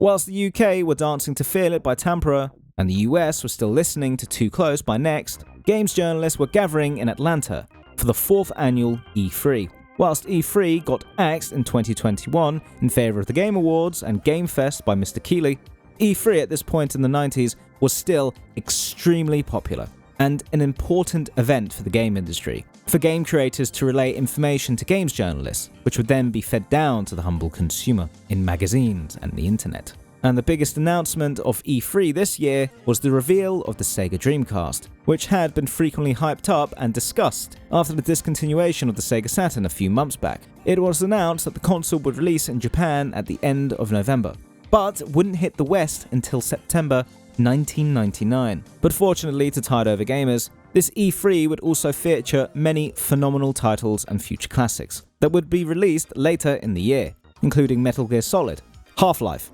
Nitrous Oxide, and Ocarina of Time, which would go on to win many E3 Game of the Show awards. The presentation would also feature titles that would come out after 1998, like Konami's new survival horror title, Silent Hill, and Remedy's first title, Max Payne. The year would also be quite infamous for the behind closed doors reveal of Duke Nukem Forever, one of the most infamous games in gaming history, as it was one of the most hyped up releases that went through development hell for 13 years, before eventually being released to overwhelming negative response. I got the majority of the data for this section from a Giant Bomb article that I will link in the description, which goes over the games shown and the critic awards that happened shortly after. And seeing all the titles laid out that appeared at this E3, it does make a strong claim for being one of the greatest E3s ever. In other news, Tiger Woods signed an agreement with the popular golf games PGA Tour to be their rep for many years, and the TV show Sonic Underground got announced, which features a green hedgehog called Manic, which I honestly thought I just dreamt up of when I was younger and high on too much Calpol for my cold. But no, this character is actually real. Before I go on, I also wanted to show this advert with Sarah Michelle Gellar. Now you may be wondering, what type of game is she advertising? Maybe a Buffy the Vampire Slayer game? The answer is milk. She's advertising milk. Apparently this is a part of the whole Got Milk advertising campaign thing in America, where milk sales were dropping, so they had to advertise milk to children in gaming. You Americans are a strange bunch. Twisted Metal-inspired vehicular combat game Vigilante 8 started June off. It's an easy to pick up game, where you just drive around an arena and kill as many opponents you see, using any weapon or power-up you can get your hands on. The game's main difference from Twisted Metal is its special attack system. Each weapon has 3 unique attacks, activated by specific button presses on the face buttons, at the cost of bigger ammo consumption for your weapon, adding a bit more risk and reward to the gameplay. It isn't a revolutionary game to the genre, but its distinctive zany cast of characters and mad story help make it more distinctive in its tone and setting. In this alternative world, an oil conglomerate called OMAR, the Oil Monopoly Alliance regime, wants to collapse the US economy and all other oil companies so they can be a monopoly, uncontested. So they pay off an Aussie terrorist called Sid Byrne to destroy all oil companies in the US, so OMAR can be a monopoly, like their namesake. And all these car battles in gameplay are just these gangs fighting over this oil. But no one really cares about that when you're playing, as it is just a backdrop to drive and smash into each other, which the game does do a good job of doing, once you do get used to the strange turning controls. PC Space Combat Simulator Descent Free Space The Great War is a space simulation sequel to a previous 2D shoot-'em-up game on Sega Saturn. Now a first-person space game on PC, you take control of a spaceship and battle with a wide array of other spaceships in dogfighting combat, obviously in space. The story is set in the midst of a war between humanity and an alien race called the Vasudans. The war started over a misunderstanding and language barrier, as humanity ventured out of their territory and encroached on the Vasudans' airspace, not knowing about the other races in the galaxy, which I'm pretty certain is the same plot for the Turians and humans in Mass Effect. The twist being the two races have to put aside their differences and team up, as a mysterious third race shows up that threatens complete annihilation of both races. which again is a plot point Mass Effect might have nabbed as well. Gameplay takes heavy influence from Star Wars dogfighter games Star Wars X-Wing and TIE Fighter, that were both popular games in the flight combat genre, and the team do a great job of creating a serious space sim whilst improving on the gameplay of these Star Wars titles. It's a very straight-laced and serious-toned game, and so it might be a bit of a surprise to some people to see who actually created it, as the developers of this franchise is Volition, well known for being the creators and destroyers of the Saints Row series. What happens when you take several signature Capcom fighters, squish them down into mini versions of themselves, and pit them against each other with a fun and original story based in a parallel universe? You get Super Gem Fighter. That came directly from the Super Gem Fighter Minimix DLC page on Steam for the Capcom Arcade, as that pretty much summed it up better than I ever could. The game takes the Street Fighter cast and chibifies them into cutesy chibi fighters. And that's the game. There's not much else to it really. It's Street Fighter if you want Chibi Chun-Li. Weetrix, or Wetrix, I'm not exactly sure, doesn't say so in-game, is a puzzle game that acts like an advanced 3D version of Tetris. You control a platform where water is coming down from above. Your goal is to keep water on your platform by forming pools, using these objects that fall from the sky called uppers. If only uppers would rain from the sky in real life. However, mines will also drop down from above and blow up your pools, and so you need to attempt some controlled demolition of these mines on your platform, so you don't lose water. Like Tetris, one wrong placement can mess up your entire game. But with Weetrix's more complex mechanics and factoring in the 3D dimension, the game is even more difficult to recover from a misplaced piece. There is a bit of a learning curve required before you can master the game, and it requires far more knowledge and tact than Tetris. But it was a big hit for some puzzle game fans, and so if you do like Tetris, I suggest you try and seek this game out. A new entry in the Dungeon Crawler Shining series released in the West this month, called Shining Force Free. Eschewing the dungeon crawler genre that the series had been up to this point, it is now a tactical turn-based fantasy RPG that uses grid-based combat. It's like Final Fantasy Tactics or Fire Emblem. Each unit has certain skills and attacks, and the range of those abilities are calculated on the grid. You also get certain movement points to move alongside the grid, which also depends on your class. When encountering enemies with multiple classes and ranges, positioning is extremely important, as, like chess, you need to be aware of whose line of sight you are crossing on the grid, and who can approach you to attack. And if you don't, you get ganked. Much like I did right here. Look, I said I'd play all these games, I didn't say I was very good at them. Story follows two nations at odds, Aspenia and Destonia. And as a party of knights, in the land of centaurs, odd creatures, and whatever the hell this thing is, you need to come together with your allies and, just sort it all out. But if you are a Brit or a Yank, or anything other than Japanese, you would never know the full story of this game, as Shining Force Free in the West is just the first scenario. Shining Force Scenario 2 released in Japan way back in April, and unfortunately for the West, we would never get Scenario 2 and 3, and so Scenario 1 was simply titled Shining Force Free, with any cliffhangers made to go into Scenario 2 resolved during localization. This is all due to the Sega Saturn's lack of success in the West, further hampered by the recent announcement of Sega that they would focus on their new console and stop supporting the Sega Saturn. If you do want Scenario 2 and 3, there are thankfully fan translations out there. Thankfully, the gaming community does have a lot of bright individuals, and whenever there's a story about something not being localized or never being released in a different location, there always seems to be fans willing to fan translate and do the best they can to bring it to a wider audience. But it's a shame official versions haven't been released, and so, just like many other games this year, they are stuck on their original hardware.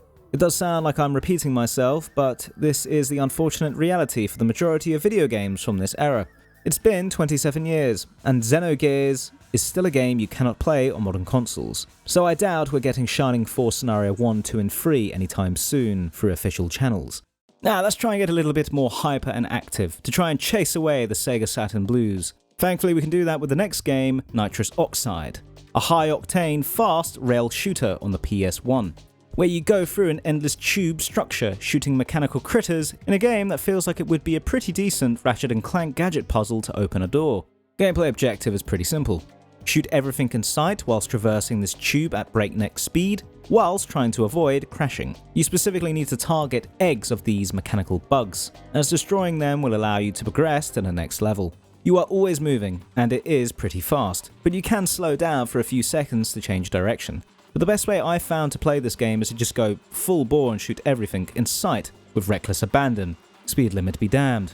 This might seem like a redundant description, but the game is very 90s, or at least one part of the 90s aesthetic. The game has that late 90s fake overly digital aesthetic, with tech glitches and simple colours, and graphics that seem too smooth but rudimentary at the same time. It's the same type of graphics you'll see in films like Hackers or Lawnmower Man. The electronic soundtrack complements this digital 90s aesthetic as well, created by band Crystal Method, serving as the perfect time capsule for this very particular and distinct style that blends into the Y2K presentation. And as a fun fact about the PlayStation disc, it also doubles as a CD, meaning if you popped it into a CD player, it would play music. I know in the age of digital streaming, this might not seem very impressive nowadays, but 10 years before iTunes came out, and even a year before Napster, having a game that also doubles as a music CD would be one of the coolest things ever. June ended on a high with Banjo-Kazooie, from legendary British game developers Rare. At this time, a Nintendo-owned company, making many legendary titles for the N64. The game introduced new icons of the era for the Nintendo 64, with Honey Bear Banjo and Bird Kazooie, becoming characters still very much beloved to this day, enough so to be one of the DLC fighters in the Smash Pass for Smash Ultimate a few years back. Of course, in this game, you play as Banjo and Kazooie, as they try and save Banjo's sister, kidnapped by the evil witch Gruntilda, in a simple storybook setup that shamelessly parodies Snow White, which sums up the tone of Banjo-Kazooie pretty well. It's a carefree game with writing with no other objective than to be entertaining. Even the tutorial is pretty much just an excuse to have an argument between a mole and Kazooie. Gameplay is quite unique for the platformer genre. Banjo and Kazooie are a double act and have a wide array of moves that makes platformer gameplay more varied with the amount of actions that can be strung together to reach collectibles. The game has that classic N64 aesthetic with flat textures on the walls and bright colours, designed for the low poly N64 titles. And when I say the environment has a lot of personality, I mean that quite literally, as the environment is literally alive. Each item is sentient, giving the game a strong cartoon-like tone, further fitting the N64 aesthetic. Last point to mention is the superb soundtrack from Rare mainstay Grant Kirkhope, further enhancing the carefree and bright game with a rockabilly-esque soundtrack and appropriate banjo MIDI instrumentation. You don't really get to decide your childhood game icon. It's pretty much dictated by what console your parents got for you. Mine got me the PS1, and so my icons were Crash and Spyro. So rather embarrassingly for me to admit, I had never played Banjo until this video. But after playing it today, it is a great collectathon title, with distinctive characteristics and setting that I would have been equally happy with if I had an N64 when I grew up. PS1, Nintendo 64. Unfortunately, we all share the same pain, as all the 5th generation platformer icons have stories that don't end well. Other than the Smash DLC, the duo of Banjo and Kazooie hasn't been seen since 2008's Banjo-Kazooie Nuts and Bolts, which is already quite divisive amongst fans. Today, the franchise, along with other Rare icons, are now owned by Microsoft, who refuse to do absolutely anything with the IP, which I've always been baffled about. They have so many studios under their belt, they just can't give it to another studio or a new studio to just try and do something with it. You take my money each month, Microsoft. Make a new Banjo game. And make a new Crash and Spyro 2, you pricks. You pricks.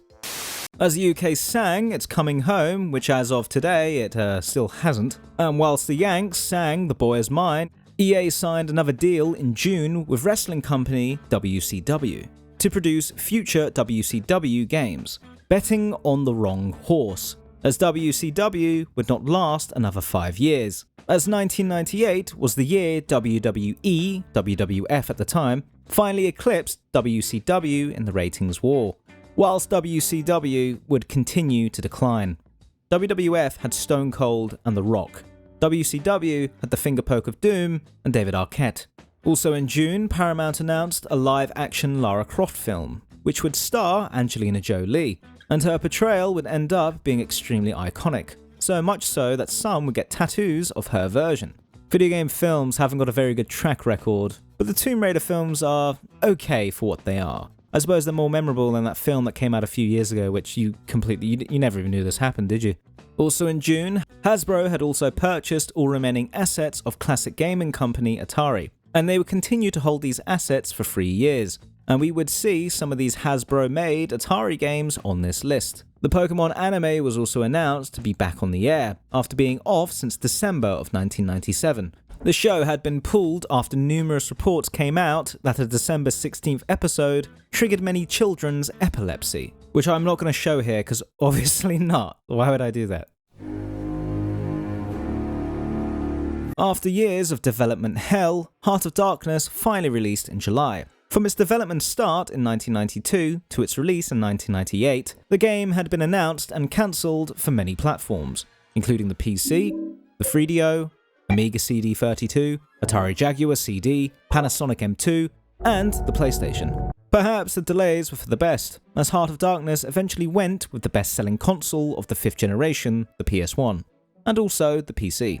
The game centers around a young schoolboy, Andy, as he travels to a dangerous world to find his missing dog, Whiskey, whilst dealing with his fear of the dark. The gameplay is simple like any other 2D platformer of the time, where you go through linear areas as Andy avoiding obstacles and enemies. Similar to the creator Eric Chahi's previous work, Another World, which was a critically acclaimed and financially successful game. Hence all the hype for Heart of Darkness. Unlike other 2D scrollers of the time on this list, like Jazz Jackrabbit and Skull Monkeys, Heart of Darkness's protagonist Andy has unlimited lives, and Heart of Darkness just works on checkpoints. So you can try and fail the tricky stages as many times as you like, to learn enemy attack patterns through each failure, or whilst you watch Andy repeatedly experience the most excruciatingly painful and disturbing deaths over and over again, in a game that hates its protagonist almost as much as Dead Space. Enemies are shadow monsters, and so take many different shapes and forms depending on the circumstance. So you get small little grunt shadows, or spider ones that stick to the walls, and other different forms that require different tactics to outmaneuver. And he does sometimes get a lightning weapon to fight back against the darkness, and eventually gets some sort of green fireball required to survive and save Whiskey. But the game is still pretty brutal, so the checkpoint system is definitely more appreciated than the live system, which was still quite popular at the time. The world he goes into isn't just filled with shadows and killer plants, and he also gets some refuge from strange humanoid winged bug creatures that like to smoke and show him pictures of tits. The creator of the game is French, by the way, I don't know if you could tell. July had one of the biggest Nintendo 64 releases of the year, with a 3D entry of the high-speed racing franchise F-Zero, with F-Zero X. As a racing game, you do know what you are getting, many racetracks and CPUs to race against. But what makes F-Zero stand out is the extremely fast speed you race at, a key part of the game's identity, way back to its first entry, that heavily inspired other high-speed racers, like Wipeout. But now in 3D, Nintendo were able to expand in areas limited by its 2D original. Now you can attack other racers. The racing tracks became more intricate in proper 3D instead of the pseudo-3D on the 2D original, which gives the player more control of the vehicles, especially on turnings, which now has a steeper learning curve compared to the 2D games. It does take a while to master how to drift on these turns and not fly off the map or crash into a wall, and from this footage you can see I obviously did not master this.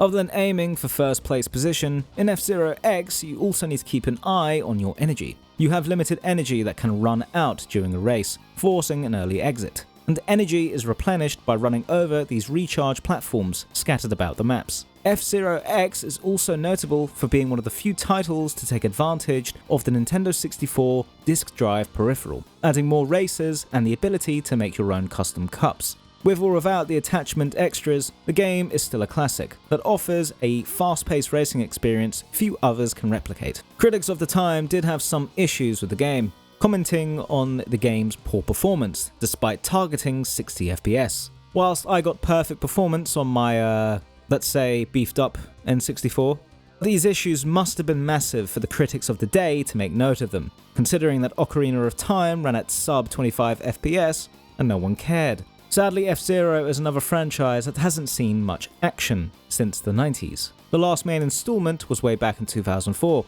which wasn't even released in the West. And nowadays, Captain Falcon is more well known for his appearance in the Smash games than in F-Zero. There was a Battle Royale game based on the 2D version of the series that released in 2023, named F-Zero 99, which showed that there was some hope for a revival of the series. And I believe there is a gap in the market for high-octane speed racing, but only time will tell if there will be a Switch 2 release. But I suppose there are many Nintendo titles that I could also say that for. Street Fighter Alpha is the third entry of the Street Fighter Alpha series, which launched on arcades this month, and would be the last installment in the Alpha sub-series. The Alpha series being the games that take place in between the Street Fighter canon from Street Fighter 1 to Street Fighter 2, although the series timeline is a little bit wonky, as the previous entry, Alpha 2, is just a remastered version of the first Alpha game. But Street Fighter Alpha 3 is a completely new game, and the gameplay received a complete overhaul from the other two previous titles. Alpha 3 has 3 distinctive fighting styles called isms, selected once you have chosen your character. X-ism is a simple fighting style with one powerful super combo. A-ism is a standard style with several super combos. And V-ism is a variable style that includes custom combos. And each character has different movesets depending on what ism you have. It's a complex and in-depth fighting system that requires another type of ism to fully understand it, which the doctors say I surprisingly don't have. Instead, I have another type of ism that makes me avoid Japanese fighting games. I should probably clarify that's pacifism, not the other ism you're thinking of. Brave Fencer Musashi is a Zelda-esque action-adventure game by Square, continuing Square's streak of positively received 1998 titles after Parasite Eve and Xenogears. Musashi is a legendary young hero, summoned to save the day from an evil force invading a kingdom. However, upon his summoning, the inhabitants and princess are surprised to find the legendary fencer to be just a small kid. The light-hearted tone of the game is immediate.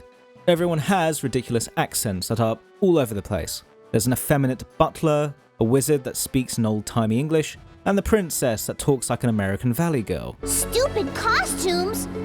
Take that back, you little turd! Please, princess, so little turd, calmeth down. The odd clashing accents gives the game a pantomime-esque presentation, presenting the game and its story as a light-hearted, campy, tongue-in-cheek adventure, self-aware of all of the tropes of this type of story and poking fun at them. It's pretty charming.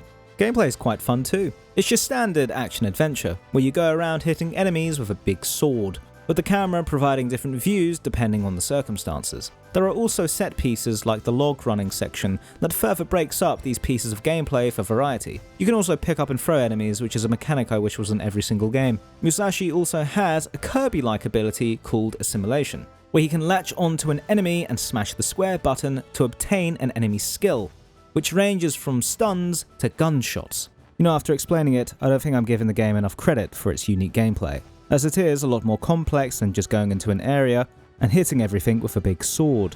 Sometimes you need to have the correct ability assimilated in order to progress. As a game never released in Europe, I never got a chance to play this as a kid, but it is another game like Bust the Groove that I was glad to discover whilst researching this video. It is another overshadowed title that was released in a year filled with many culturally important releases. It is also another game where Tetsuya Nomura worked as the character designer, although this was before his belt obsession. But don't worry, he made sure to make up for this in the PS2 sequel. Whilst Europe would never get Brave Fencer Musashi, we would get a title that would never come out in the States, that being the Sega Saturn game Deep Fear, a Resident Evil-inspired survival horror game set in an underwater research facility. And just like Resident Evil 1, Deep Fear contains some of the worst voice acting in gaming history. This is terrible! My masterpiece is ruined! Oh, what am I gonna do? Despite being quite hilarious due to this voice acting, the gameplay is nothing to turn your nose up at. It builds upon Resident Evil's fixed camera angle gameplay to create an intuitive game that does feel pretty good to play. The greatest difference in its gameplay compared to Resident Evil being the ability to move and shoot at the same time, creating a more action-focused experience, while still containing a lot of horror elements that are genuinely quite frightening. You can run and shoot, but you are still stuck in a claustrophobic facility, with mutated humans hunting you down, whilst also under the stress of an oxygen timer in some sections, that require you to activate the air, otherwise you suffocate. The monster design is also pretty gruesome, going into body horror, with some disturbing transformations. Of all the survival horror games out there inspired by Resident Evil, this is one of the more competent examples, with some gameplay elements like moving and shooting that would make it surpass the gameplay of any other fixed camera angle Resident Evil. But its combat gameplay is the only thing it has over Resident Evil. Everything else is much worse. Its atmosphere, music, boring puzzles, clay FMVs, glitches, and level design weigh down the experience heavily. It is no way near as good as the experience in the Spencer Mansion. Resident Evil 1 would also fix its worst aspect being the voice acting in its remake on the GameCube. The RE1 remake, in my opinion, being one of the greatest games ever made. Unfortunately, Deep Fear would be no way near as popular to have the chance at a remake, to iron out some of its issues and reveal its potential. Being released on the Sega Saturn this late was a franchise death sentence, and it is another to add to the list of Sega Saturn games that just didn't have a chance. It never even got a chance in the American market. And for Europe, Deep Fear would be the last Sega Saturn game ever released in the region. Time for some edgy point-and-click action-adventure. Hopkins FBI follows FBI agent Hopkins as he tries to stop an evil mastermind murdering innocents. A basic plot that serves as the foundation for a violent, controversial, and crude story. The game is peak 90s edge, created for teenagers that were watching South Park and Jackass, despite being way too young for both. Basically me, yeah, that's literally me. You may think it would be crudely drawn to match with the don't care attitude of the target audience, but the game is incredibly well animated and designed. Its presentation is slick and smooth in a comic book style, which makes the violence far more visceral with how detailed and gory it is. The gameplay is sadly a little bit dry, as it seems like a mismatch to make this type of game a point-and-click adventure, where the demographic the game was aimed at wanted first-person shooters.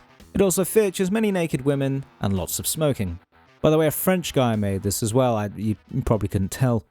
At the peak of the WWF Attitude Era, WWF Warzone was released, featuring all the icons of wrestling, like Stone Cold Steve Austin, The Rock, and The Undertaker, that are known worldwide even by those who have never even watched Raw or SmackDown, especially The Rock, which it saddens me to say that most people know the people's eyebrow as the Fortnite eyebrow. It's still real to me, damn it. The rest of the roster is also stacked, with fan favourites like Mick Foley, Kane, Shawn Michaels, and Bret the Hitman Hart, who had recently just left WWF after the infamous Montreal Screwjob, which happened in 1997, where Vince McMahon thought that Bret Hart would leave with the title to okay, we're not getting into that, we'll probably be here for another hour. Warzone does contain character customization, and for anyone who is a fan of the WWE games, one of the best parts of it is the ability to create any character you want, and have them fight each other. You can have Joe Biden versus Dr. Eggman. Unfortunately, you can't be that extreme with your customizations in this game. You can just change your hair and your beard, but it was the spark of things to come. The gameplay is similar to all other wrestling games of the time. Instead of focusing on making the game like actual wrestling, they just tried to make the fighting real, as you just beat each other up without having to pull punches, or pretend you were knocked down, or that an Irish whip forces you straight into the turnbuckle. Fan favourite modes like table matches and cage matches are present, but the famous Royal Rumble would only feature on the Nintendo 64 version. That would be released later, although only 16 characters were available on the roster. So we were far off from the 30-man Royal Rumble events where you could create your own characters to enter and fight each other, which is how I used to play these games. But looks like Wesker got more than he could bargain for as Gabriel does the stink face. The game is more widely known now for the promo videos of the roster that play in the exhibition mode. Performed on ill-suited green screens with backgrounds that look like they came bundled with whatever software they chose to edit the game with, the audio quality is awful, and the actual quality of the promos vary heavily wrestler to wrestler.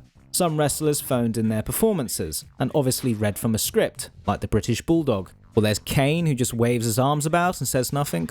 Or there's Mick Foley, Stone Cold, Bret Hart and Goldust, which give 100% in their promos. And then there's Ahmed Johnson, who probably thought it was all real. Those are the stars! They're official! But now, you fucking ready? I have no idea what he's saying. He's so indecipherable, the YouTube captions thought he was speaking Korean. Maybe he is, I don't know. Formula 1 racing game F1 World Grand Prix marks the 6th racing game I have spoken about in this video. And there is only so many times you can repeat the same mechanics for driving around a map before you start to run out of things to say. Especially for something like the F1 game, which is designed to be as close as possible to actual F1 races.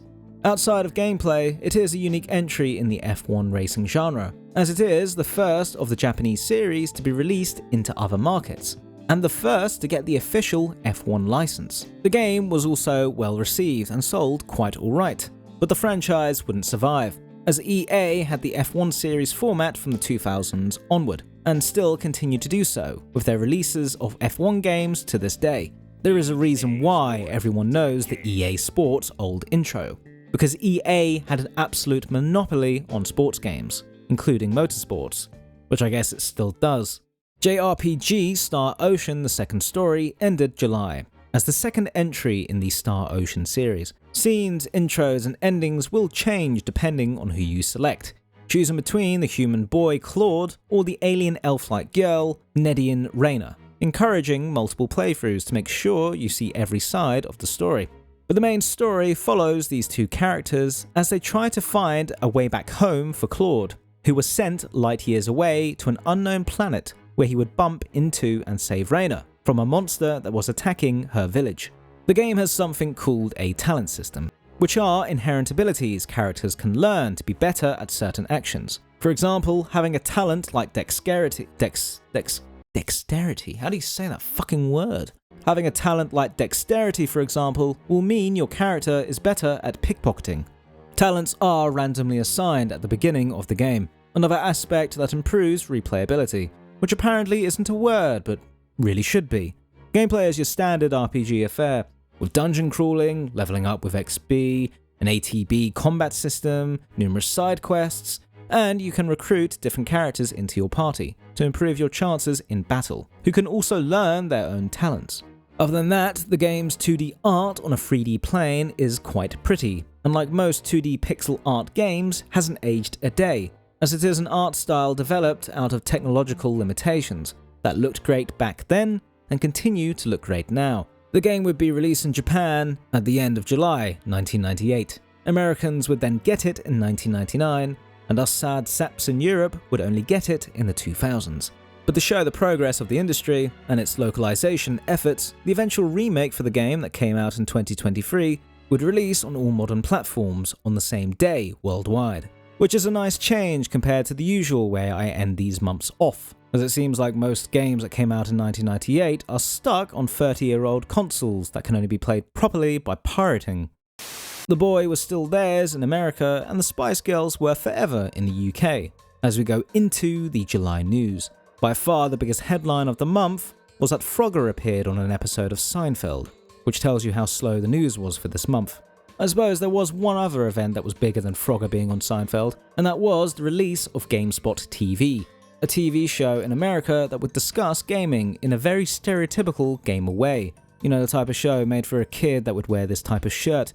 Despite poor popularity in its younger days, this show would grow and eventually become X-Play on the G4 network, which I know many Yanks hold nostalgia for, as in America it was the go-to place for gaming news and entertainment, although YouTubers would end up killing G4 as a whole.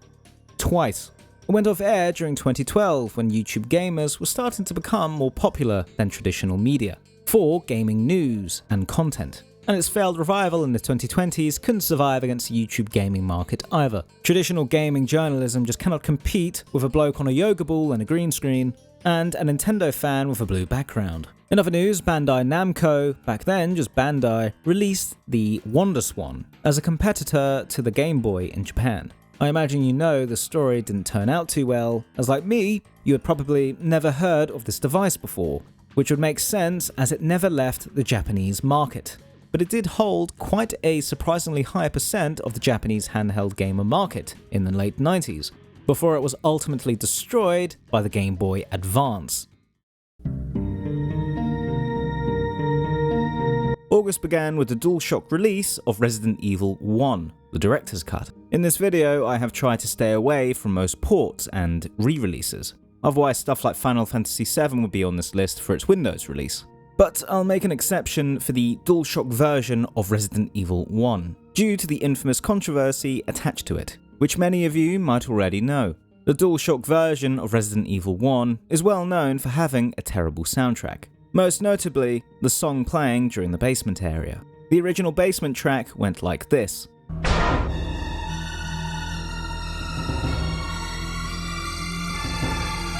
Whilst the DualShock version went...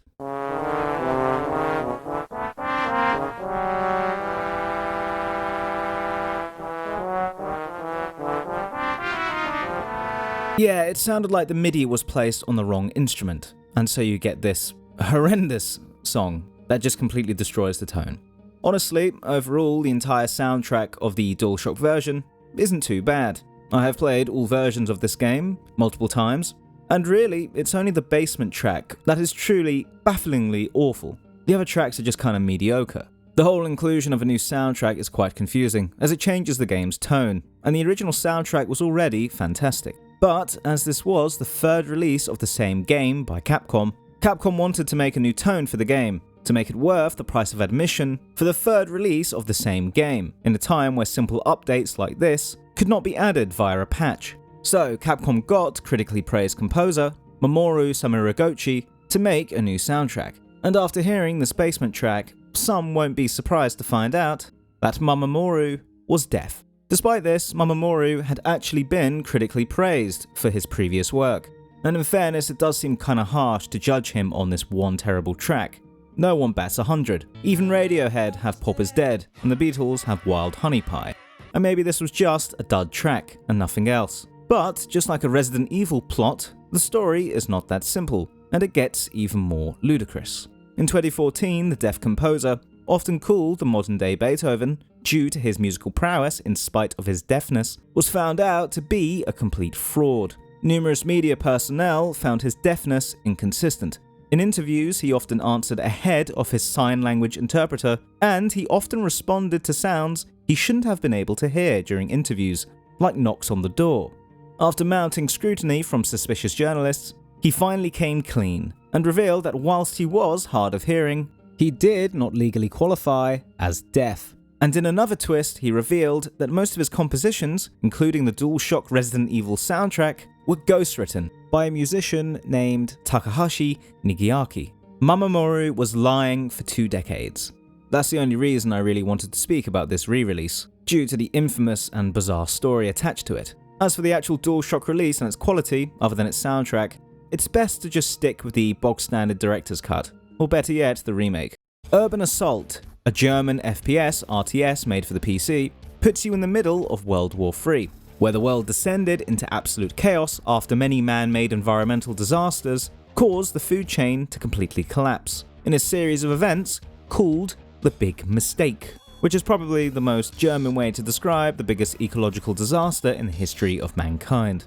Oh, there are also aliens which want to take over the planet after we squandered such a resource-rich planet. Which, yeah, you know, fair enough, that's completely understandable. Gameplay-wise, the game is quite similar to Battlezone, in that you can command units from a first-person view, sending them into battle to destroy enemies from the view of your unit's cockpit. The game didn't sell too well due to little advertising, and the game mechanics and features were a little bit overwhelming for most critics of the time. As such, the user-based score is more highly rated than the critic score, and the game does still have a dedicated fanbase over the years that remains active to this day. Kept alive by fan servers. Fledgling game studio Red Storm Entertainment, co-founded by author Tom Clancy, would begin a franchise that would still be alive and kicking to this day, with the release of Tom Clancy's Rainbow Six, a realistic tactical shooter game simulator where you can be killed by a single bullet, with gameplay focusing on realistic counter-terrorist operations and squad tactics, which would go on to inspire many other tactical shooter games to come, like SWAT. The game had a story mode that focused more on realism rather than the more outlandish boomer shooters we have been speaking about in this video many times already, and was the beginning of a shift where it seemed like people desired more grounded and realistic shooters, which is interesting as we seem to have come full circle nowadays, as now people want more Dooms and Quakes compared to Call of Duties and Battlefields. At the time, in 1998, Rainbow Six offered a new FPS experience that required strategic movement and thought-out actions, rather than running in guns blazing shooting anything that moves. And as a result, the gameplay can be quite tense, almost horror game-like, with the knowledge that you can be one-shotted after one wrong move. Ubisoft would eventually acquire Red Storm Entertainment Inc. and the Tom Clancy name, which they would then slap on anything that resembled some sort of military shooter, whether Tom Clancy was involved or not. The guy's been dead since like 2013. The franchise would continue to grow in popularity after the 1998 release of Rainbow Six, with subsequent entries exploding in popularity with multiplayer, particularly with Rainbow Six Siege, which even now, 10 years after its release, still has an esports presence, with the most recent Rainbow Six Invitational prize pool reaching $3 million. Next on this list is Iggy's Wrecking Balls, a Nintendo 64 party game where you play these weird little bull creatures and have to navigate different obstacle courses with up to 4 players. Usually everyone starts on their separate but identical track, which they have to race through, but eventually things get far more intense when all the tracks combine into one, in a shared free-for-all section near the finish line, where you can all sabotage the other bulls by pulling them down. Despite its simple setup, I have to admit I got quite heated when playing this game, as the AI robbed me more than a few times. It actually is quite a fun party game, and a fun way to kill a couple of hours with your mates. It reminds me a little bit of the Doritos Crash Course on 360, but better due to the final mad dash exit at the end, which adds far more tension and frenzied play. And it is another game that you can play right now on the Nintendo Switch online app. The game was also created by Iguana Entertainment, who are far more well known for NBA Jam and Turok. Both will be discussed later in the video. Madden NFL 99, this year's installment in the yearly American football franchise, closes out the month. Madden occupies the same place in my head as FIFA, but even less, as American football isn't even a thing outside the States. Like most people outside of the States, I really haven't gotten much of an idea as to what American football is. I'm pretty sure it's just rugby with riot gear. Although to be honest, I know nothing about rugby either, or any other sport for that matter. But just like any other EA licensed sports game, it's designed to play as close as possible to the real game, offering a simulator experience to players and fans. In a game model that ensures they can sell a new one each year with only roster changes and minor graphic updates and gameplay refinements, and make bank. I checked the reviews of the time for this title along with the upcoming FIFA game, and it looks like this was still the time where the technological advancements of each yearly title were big enough to warrant buying a new title each year. And to be completely fair, NFL 99 was the first entry to be made in a full 3D environment, which does seem like a warranted reason to buy the game if you only have NFL 98. But yeah, I played the game, got destroyed like I did in any other sports game, but if you were an American football player in 1998, I'm sure you had a swell time with it. In America, the boy was still theirs yet again, whilst in the UK, Welsh band The Manic Street Preachers had a #1 with the snappy title, If You Tolerate This, Your Children Will Be Next, which beat out pop group Steps to be #1 in August, which in gaming terms is a little bit like if Disco Elysium outsold Just Dance. News this month was primarily about the Dreamcast, that had been announced at E3, with speculation on its success, and more news about the first game announced for it, D2, a survival horror game that would eventually be released a year later the actual console release, which was probably a bad omen for the console. EGM this month also started advertising something called an Intensen, a chair that offered what is called a sensory gaming experience, which just looks like a big plastic chair that had a vibration function. The 3-page advert made it look like something that would appear on those South Park toy parodies, especially since it lists whimpering as a gaming skill.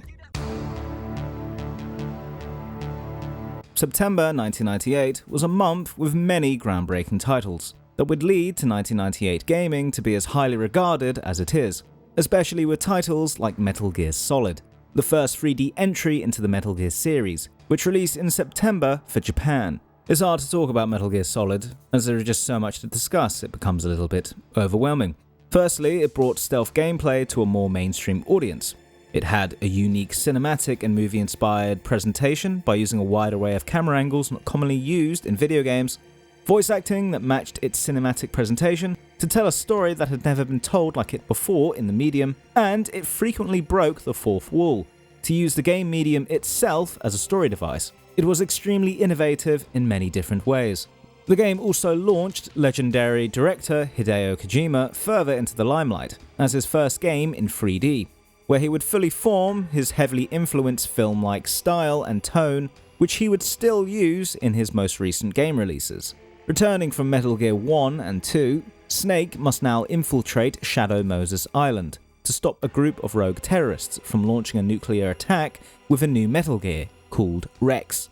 Although it is far more complex than that, with more twists than a Twister ice cream. But if I did stop to do a deep story analysis on Metal Gear Solid, we'd be here for another 2 or 3 hours. Like the previous 2 entries, Snake enters Shadow Moses with no equipment, other than a pack of cigs, and so he needs to scrounge whatever equipment he can find. Because of this, Snake primarily uses stealth to avoid combat. And for this, the game introduced revolutionary AI and gameplay mechanics to enhance the stealth gameplay.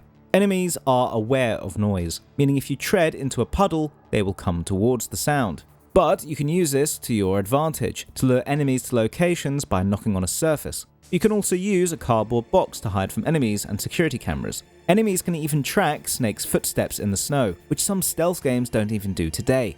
The jump to 3D really helped Metal Gear's stealth mechanics by factoring in real-world scenarios. Snake can catch a cold if left outside for too long, in which case he will sneeze, which can alert the guard. No one had ever seen a game be this reactive before with its gameplay. There's many of these reactive gameplay elements in Metal Gear Solid. Kojima often gets criticized for being overly cinematic and having too many cutscenes. And yes, there are many cutscenes in the game, but each cutscene and codec call in Metal Gear Solid is so entertaining and ridiculous, you don't mind having a little break from the gameplay. And when you are playing the game, you're often looking forward to the next bit of insanity Kojima has cooked up. The codec calls and cutscenes further establish the characters of the world, that led to characters like Grey Fox and Snake to become icons of gaming. Plus, it further establishes the bosses you face in the game, showing their personalities before a showdown, making them more grandiose and important. Now I'll show you why they call me Revolver. It's not a faceless soldier that you're fighting, it's someone that Snake has a rapport with. Cinematic cutscenes should enhance the gameplay by filling in the character personalities that you face, which Kojima does perfectly well in Metal Gear Solid. He's a bit more reined in with Metal Gear Solid 1 as well. He kind of went off the deep end a little bit with Metal Gear Solid 5. But in Metal Gear Solid 1, it is paced out extremely well. Especially bosses like Psycho Mantis, which is perhaps one of the most famous bosses ever. And it's certainly the most famous Metal Gear fight, as he is a psychic who reads your memory card and your every move on the controller. People don't talk about pacing enough and how important it is in video games, but Metal Gear Solid 1 is one of the best paced video games out there. Area to area and boss to boss, Metal Gear has an amazing tone and setting, and new gameplay elements are constantly added in each stage to ensure that there is never any downtime. This is turning into a Metal Gear Solid analysis videos now, but there really is so much to speak about. And maybe I'm just wishing into existence that if more people discuss Metal Gear Solid, Konami finally might release Metal Gear Solid 4 on a console other than the PS3, where it's been stuck for nearly 20 years now. Metal Gear Solid is a phenomenal game in all aspects, from gameplay to sound to AI and story. Whilst Metal Gear Solid was released in Japan in September, the Westerners had to wait a little bit longer, as it would come out in October everywhere else. But that wait was made a little bit more manageable with the release of another fan-favourite PS1 title in September, with Spyro the Dragon. Spyro was a 3D platformer released in an era where it seemed like we had already had enough 3D platformers. We already had Mario, Crash, Banjo, Gex. But Spyro's moveset and movement in general completely changed the usual go into an area and get all the items formula, and made the entire experience very distinctive compared to other 3D platformers. There are many platform sections that require flying, as Spyro needs to navigate to high ground to glide into areas. His main attack is a flame blast from mid-range instead of melee, and he has a fast charge attack to quickly navigate the open areas and ram into enemies. And at the time where no one really had a run button, the charge made Spyro a great game for any impatient gamer, like myself. Levels were more spaced out for Spyro's movements, and collectibles were also well implemented to complement Spyro's moveset, like the enemies with the dragon eggs you need to charge down, especially with the stretch animations to exaggerate the expressions of enemies when hit, further showing the cartoonish world of Spyro. The phenomenal upbeat music was also composed by drum legend and founding member of the Police, Stuart Copeland, who created a soundtrack that perfectly fits into each of the worlds Spyro enters, and overall keeps the same cheery tone throughout the game, no matter the environment that Spyro goes into. Spyro the Dragon, whilst not Insomniac's first title, would establish them as a promising young studio that excelled in the movement and feel of their characters, and they would continue to refine this platformer gameplay with future Spyro titles, as well as Ratchet & Clank, and eventually Spider-Man. Spyro as a series would go on to have a great PS1 trilogy, and then, just like Crash, Banjo, and Gex, struggled to maintain relevance on future consoles. A remake trilogy did come out a few years back that was enjoyed by many, but we still haven't seen a new Spyro in quite a while. And now Spyro, alongside Crash and Banjo, are gathering dust in the Microsoft archives. It's crazy that Microsoft pretty much owns all the 5th-gen platformer icons. But hey, they don't own Gex. Okay, this is like the 6th or 7th sports game I've discussed, and I'm starting to regret this video now, as my sports game knowledge starts and ends at Blitzball from Final Fantasy X. Still, I have tried all sports games on this list, and so I tried NFL Blitz. And actually, NFL Blitz was one of the more enjoyable sports titles that I played, due to doing something I wish FIFA and other sports games would do. Just embellish things a little bit, and break the rules. There are no subs, and more importantly, no illegal moves, so you can drop, kick, and deck opponents in the most violent manners possible, with no penalty, which brought the game into that area of sports game I enjoy, where you can do crazy stuff for entertainment that in real life would probably kill someone. Drop kicking someone with studs could probably maim someone, but yeah, it's pretty fun in a video game.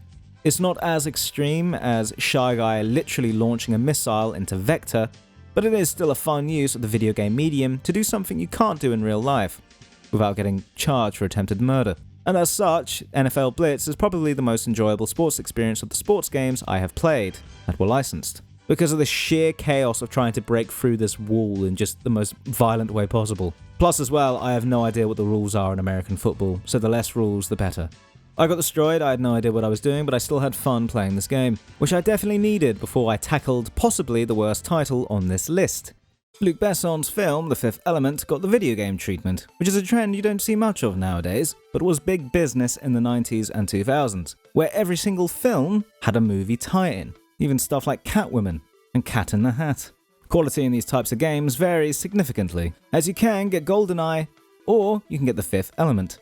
The Fifth Element is the lazier type of video game tie-in, where they follow the film's story beat for beat, and insert movie clips as cutscenes at about 240p resolution with compressed audio. And then in between these cutscenes they add random levels with no relation to the plot of the movie whatsoever.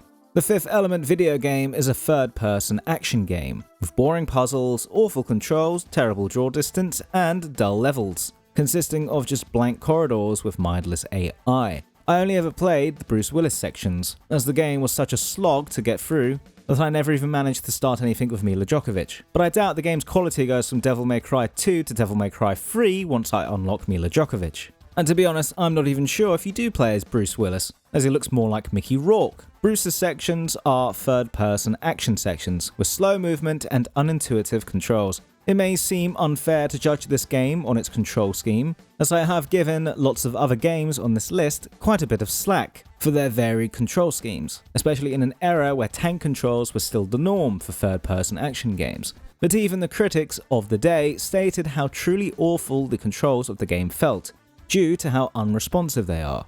Combined with the camera that seemed to have a mind of its own, and enemies shielded by the Silent Hill fog that can lock onto you even when you can't even see them, it just makes it quite an awful playing experience. The music's pretty awful too. There's also ugly designs, empty levels, and just nothing of the game to enjoy. It's not even funny bad, or where things are so broken they become humorous. It's that type of 4 out of 10 game that is just miserable to go through, with no ironic redeeming qualities. Just a slog. Although one positive is that Bruce Willis' character does have a Max Payne-esque dolphin dive, even before Max Payne even came out, so credit for that. Although it doesn't work very well, unless I am completely misremembering The Fifth Element. I'm pretty sure Bruce Willis' character didn't have a habit of jumping off of cliffs. It's best I not continue to talk about this game, otherwise it will turn into an AVGN review.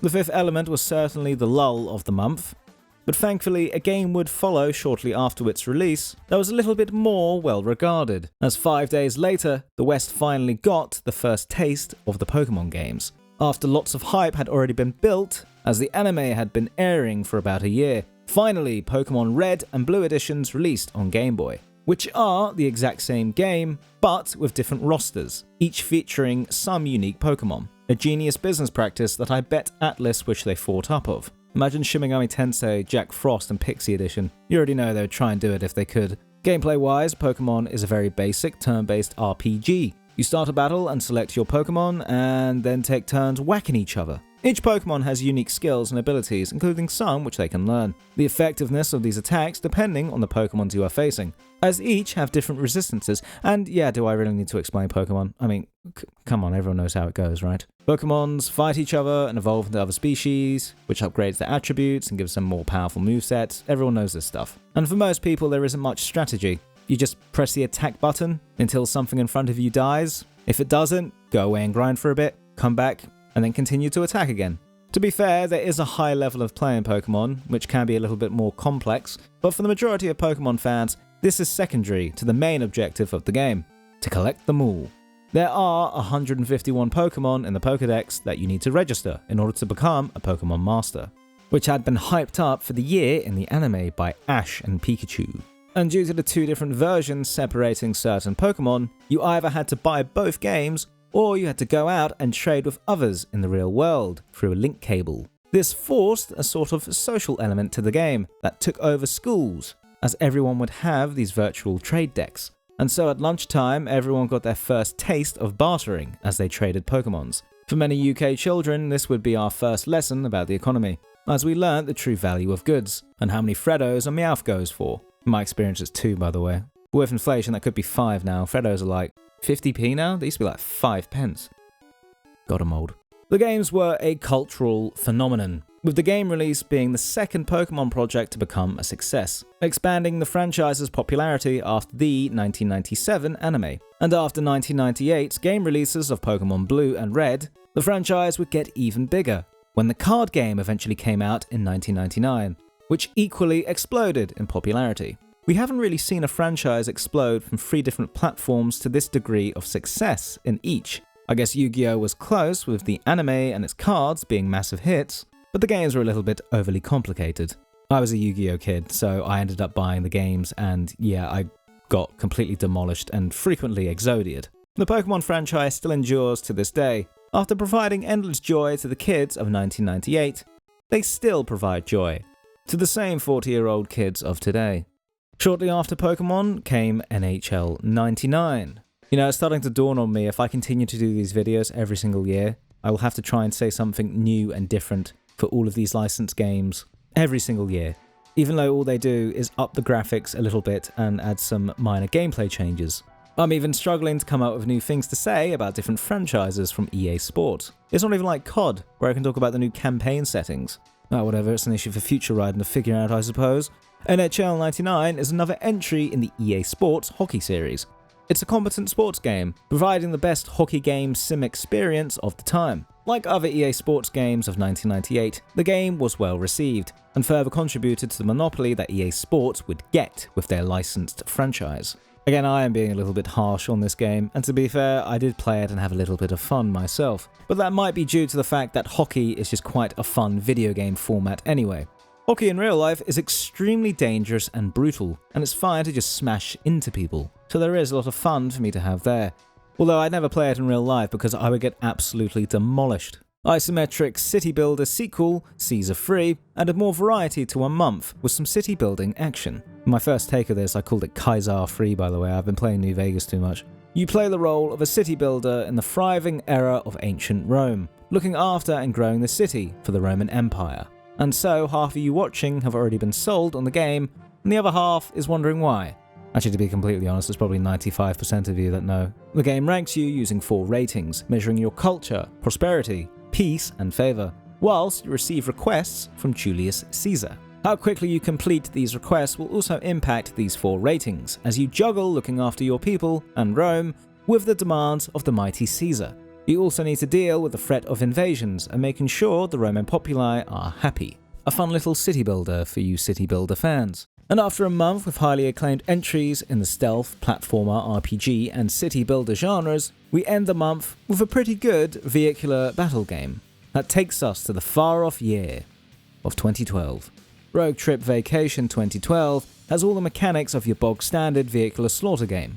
You battle against other cars decked out with armor and weapons, whilst in a fixed area, with pickups ranging from weapon upgrades to health.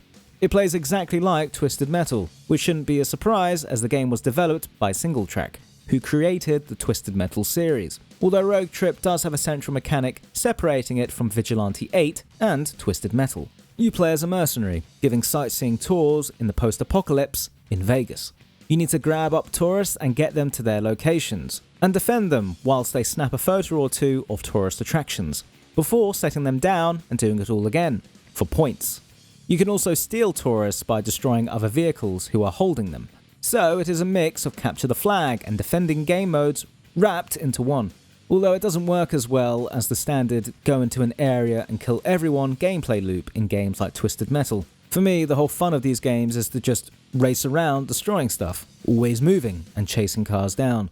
So having to slowly place yourself in an area for a photo op like a sitting duck whilst everyone else blows everyone up with missiles and flamethrowers, it isn't as exciting. But I suppose it does add a little bit more tact to the genre for those wanting more of a challenge or new gameplay scenario, in a genre that is quite honestly a little bit limited with what you can do. The tone of the game is also very unserious despite taking on the apocalypse after Earth has been destroyed, with themes of commercialism and consumerism taken to their extremes for satire's sake, which you saw a lot of in the 90s. Out of the Twisted Metal inspired games I've played, this was my favourite, as the controls were more intuitive and largely in line with car controls of today's games. Now onto September news. In a month where the UK were on a roller coaster and America didn't want to miss a thing, September proved once again that we are living in cycles. As in America, there was a bill introduced to try and censor video games in Florida. And who could blame lawmakers for the realism of violence in video games at the time? Hopefully we continue to stay living in these gaming cycles, as in 1998 the bill was defeated. To be honest, censorship in media has been a little bit weird recently, as we seem to have all agreed that violence is okay, but sex and language is a no-go. Which means I can show this scene from Resident Evil 4 with no problem, but I can't say f*** without YouTube getting upset at me. That was the F word, by the way. No, not that F word, I don't want to get in trouble. In other news, filming started for the Tomb Raider film, Nintendo was still silent on the 64 disc drive attachment, and Gex was now on Game Boy.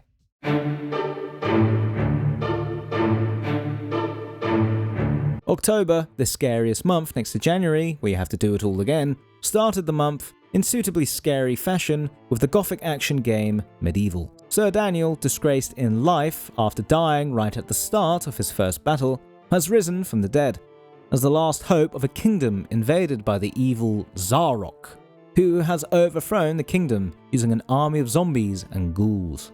Whilst the game would not be a franchise, Sir Daniel remains a bit of a cult icon to PS1 fans and Sony fans. So much so that during the PS4 remake era of classic icons like Crash, Spyro and Ratchet & Clank, Medieval also got a remake. But history did repeat itself, as it didn't do as well financially either. Medieval is a hack-and-slash action-adventure game, taking place in set levels. As Daniel, he has been knighted, as Sir Daniel makes his way into the kingdom to stop Zarok, using his magic and his sword. Medieval was one of the first games to be built specifically for the PlayStation DualShock, which had 2 analog sticks, which allowed 360 movement. A notable upgrade compared to other 3D games at the time that were limited to the 8 directions D-pad offered. Without having to be limited by the 8 directions, the levels in Medieval are far more expansive, featuring many environments and enemies that can be tackled more easily due to the 360 directions Sir Daniel can move in to attack. Whilst the left analog stick made game movement very smooth with the 360-degree movement of Sir Daniel, it was still a time before people realised that the right analog stick would be perfect to control a camera.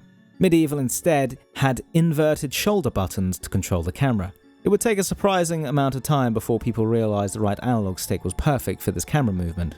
Even late PS2 games like Persona 4 had inverted shoulder buttons to control the camera. Anyways, Medieval is a solid game, enhanced by a great art direction and soundtrack. creating a comedic gothic tone, reminiscent of The Nightmare Before Christmas and Billy and Mandy.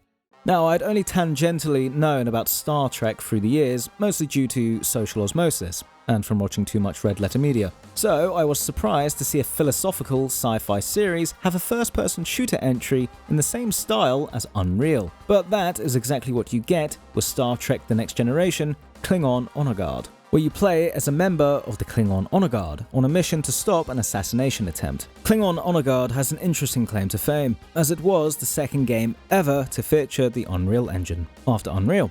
And it was a surprisingly great game that further showcased the promise of the engine, with its atmospheric levels in a sci-fi setting. Because it is made in the same engine and in the same genre, gameplay is quite similar to Unreal, as you attack the Klingons' enemies using a multiple array of weapons, from more standard arms like grenade launchers and pistols, to the more absurd like the black hole launchers. Unfortunately, around this time, people were beginning to get fed up with these types of FPSs, due to their oversaturation. There are quite a lot that play exactly like it. You enter a level, shoot a few enemies, find a couple keycards, get lost for 30 minutes, search up the exit on YouTube, and then enter a new zone, and rinse and repeat. Of the many entries in this saturated genre, Klingon Honor Guard does rank surprisingly high as a solid FPS. We still aren't done yet talking about boomer shooters, as shortly after Klingon Honor Guard's release, FPS and mech fighter game Shogo Mobile Armor Division came out. The game is another FPS game, playing like Unreal and Quake, but this game's unique twist is its anime-style presentation, with character designs and enemies animated in a classic anime-like fashion. Which, I gotta be honest, it looks kinda rad, and that art style alone is probably enough for me to play it, if the game would launch on GOG correctly. You know, it's not a good sign when even GOG isn't a reliable place to play old games.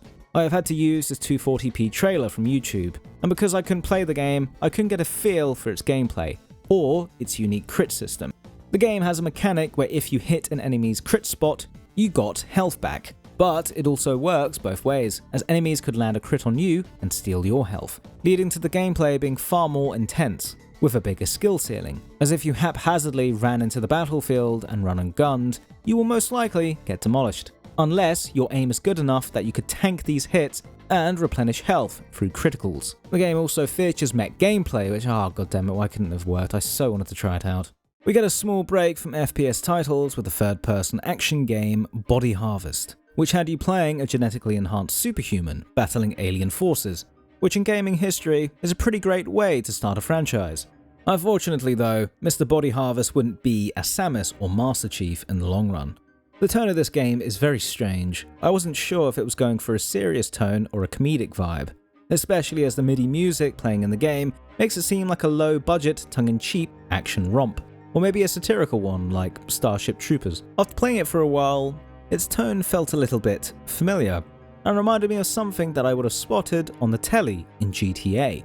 And just like GTA, the gameplay of Body Harvest has you explore a sandbox area with cars and weapons, which you use to repel alien invasions that happen across the map. And in another similarity to GTA, you can use cars to drive across the map, and even shoot out the vehicles and do drive-bys. And these similarities to GTA are no coincidence.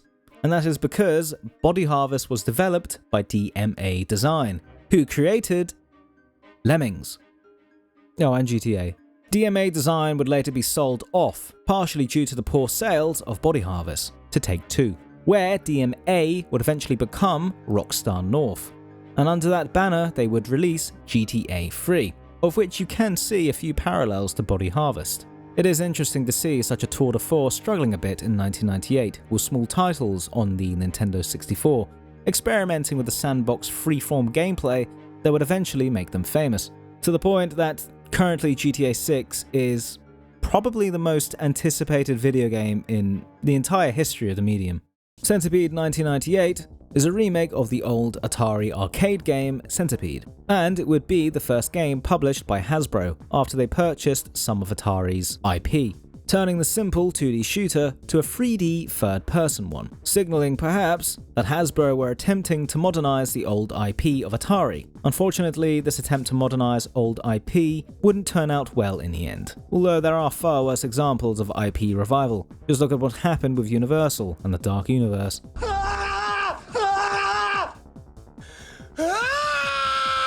You just know this picture haunts everyone in it. With everyone excited about the jump to 3D, I suspect Hasbro wanted to jump on this trend using old established arcade games as a base to make them more complex and expand on their mechanics in the 3D realm. The thing is about these old arcade games though, is that the simplicity and easy to jump in gameplay is what made them fun in the first place.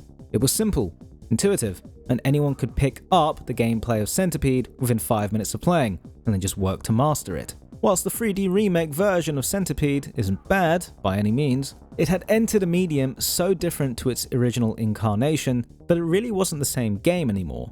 It lost what made it unique in the first place. However, this is just an example of where experimentation didn't work and backfired. There are other examples where some franchises have tried something completely new and became massive successes. Just look at Resident Evil 4. But for Centipede 1998, pretty much all the critics of the time mentioned that they had more fun with the old Atari version.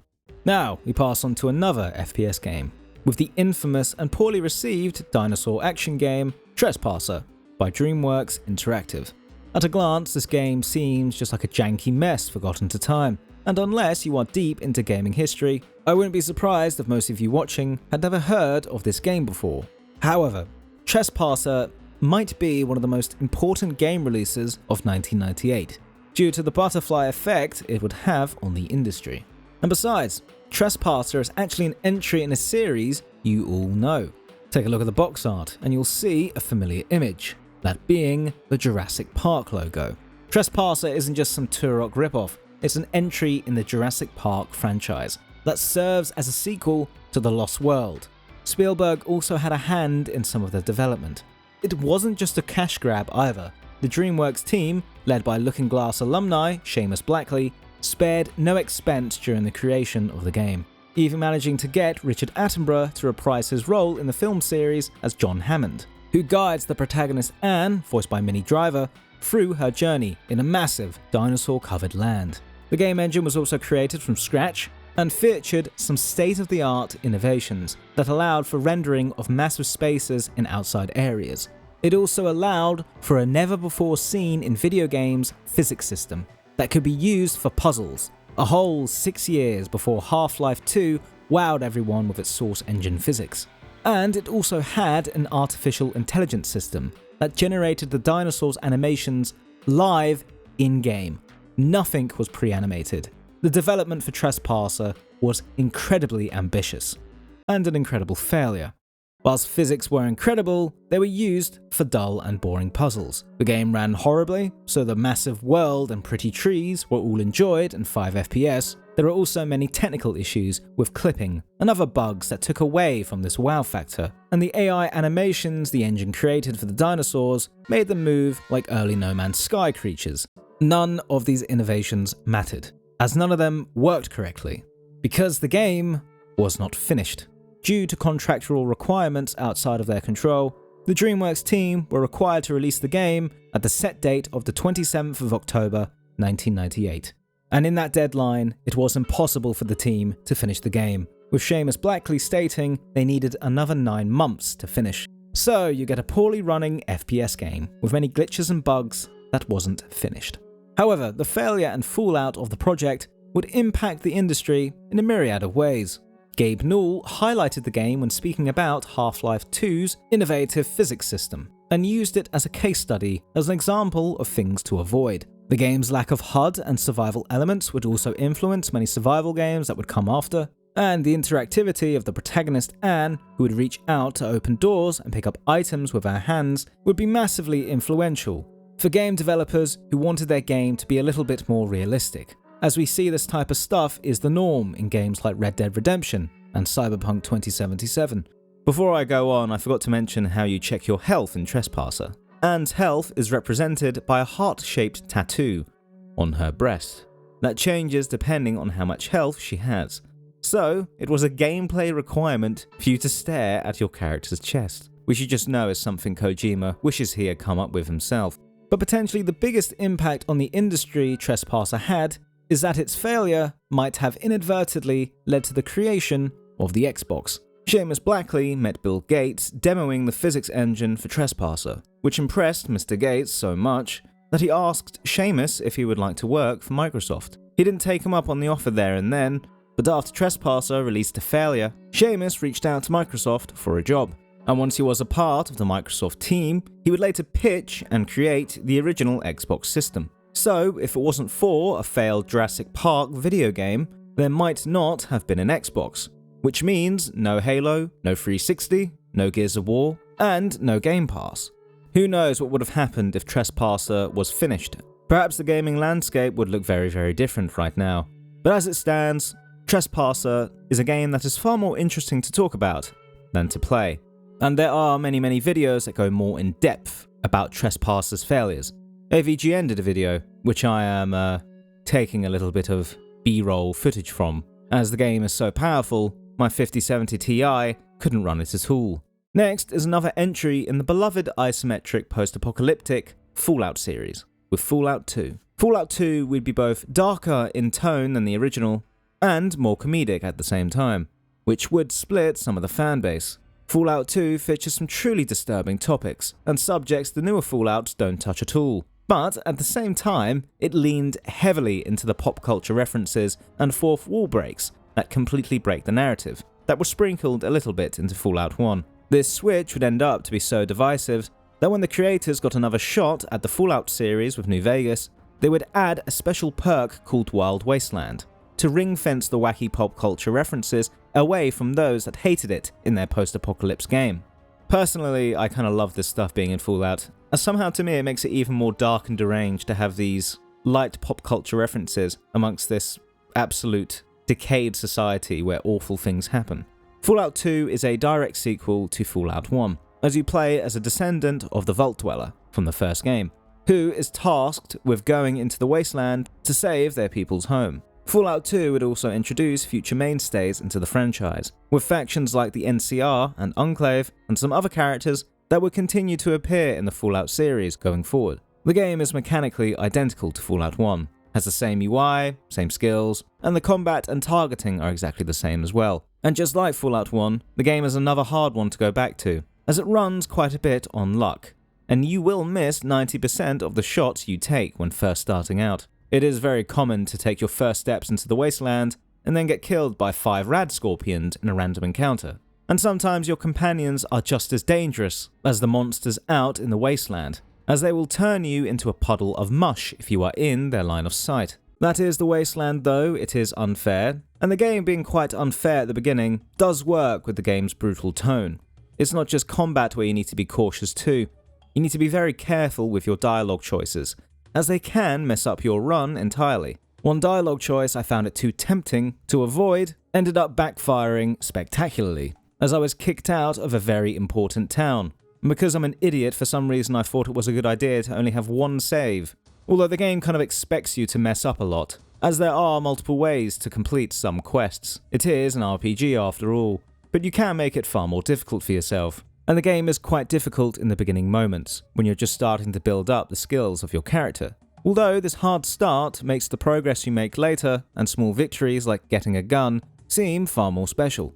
Even if the gameplay might seem a little bit archaic, it's still a great experience though. And its writing and strong characters, like Frank Horrigan, make it enjoyable to go back to. You can also play these games right away on Steam and GOG, which both work quite well on modern PCs. Although remember, it is a Fallout game, so expect some jank and glitches. I experienced quite a particularly bizarre glitch when I played Fallout 2, when I found myself in a creepypasta-like scenario, where I couldn't close the EXE program or even open Task Manager, and got caught in an infinite loop at the Fallout 2 death screen, where Ron Perlman tells me I perished over and over again. Holding on. Dead. Right. You have perished. You have perished. You have perished.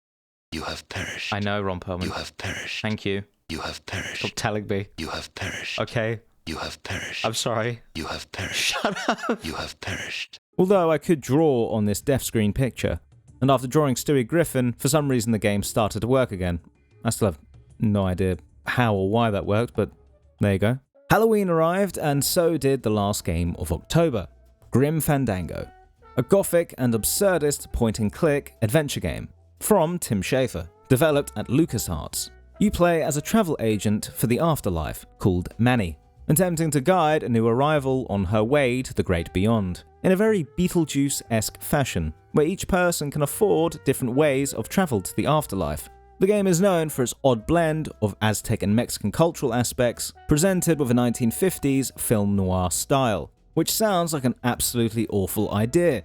But in the simple low-poly art style, combined with the writing of the characters, all these elements are actually quite complementary to each other, and to the game's strange tone. Like other Schafer games, they haven't aged a day in the visual side, as they were already animated and stylized at the time of release. Although this is a point-and-click adventure game from the 90s, so the puzzles and how you complete them will make zero sense to most well-adjusted human beings. So the puzzles and how you complete them and progress through the game often seem like something only coked-out 70s-era David Bowie would understand. Despite its positive reviews, Grim Fandango was a commercial failure. Which isn't a surprise, as in 1998 there had already been so many point-and-click adventure games that people just began to get tired of them, especially as the gaming market was now becoming more diverse with its genres. Still, the game does still have its appreciators. Also, Tim Schafer managed to claw back ownership of the title, shortly after LucasArts were swept up into Disney. So you can play the game right now with no issues. Although I would advise you use a guide, unless you are coked out 70s era David Bowie.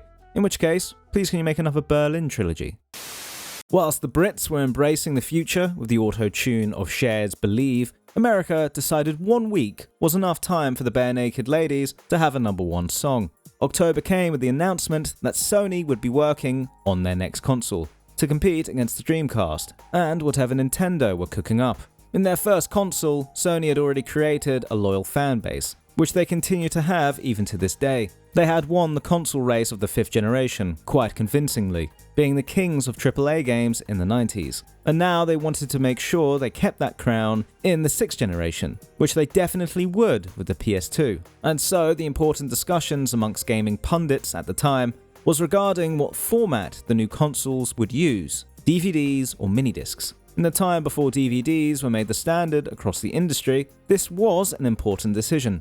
They needed to ensure whatever format they chose would be future-proof, as the wrong format early would mean the AAA industry would leave your console. However, Sony would end up making the correct choice and going for the DVD format, which is surprising for Sony, as you would expect them to use their proprietary minidisc technology. However, ultimately, this was the greatest decision Sony ever made, as it meant the PS2 doubled as a DVD player, the new format for film of the time. And as it retailed for pretty much the same price as a bog-standard DVD player, many people would buy it just to play DVDs, and then have a full gaming console in their living room. Also, before I go on to November, I just want to show this Alien Resurrection poster. I just thought it was pretty rad, and I just wanted to show you. Red Comrades Save the Galaxy is a Russian-developed point-and-click adventure game, and it is very Russian.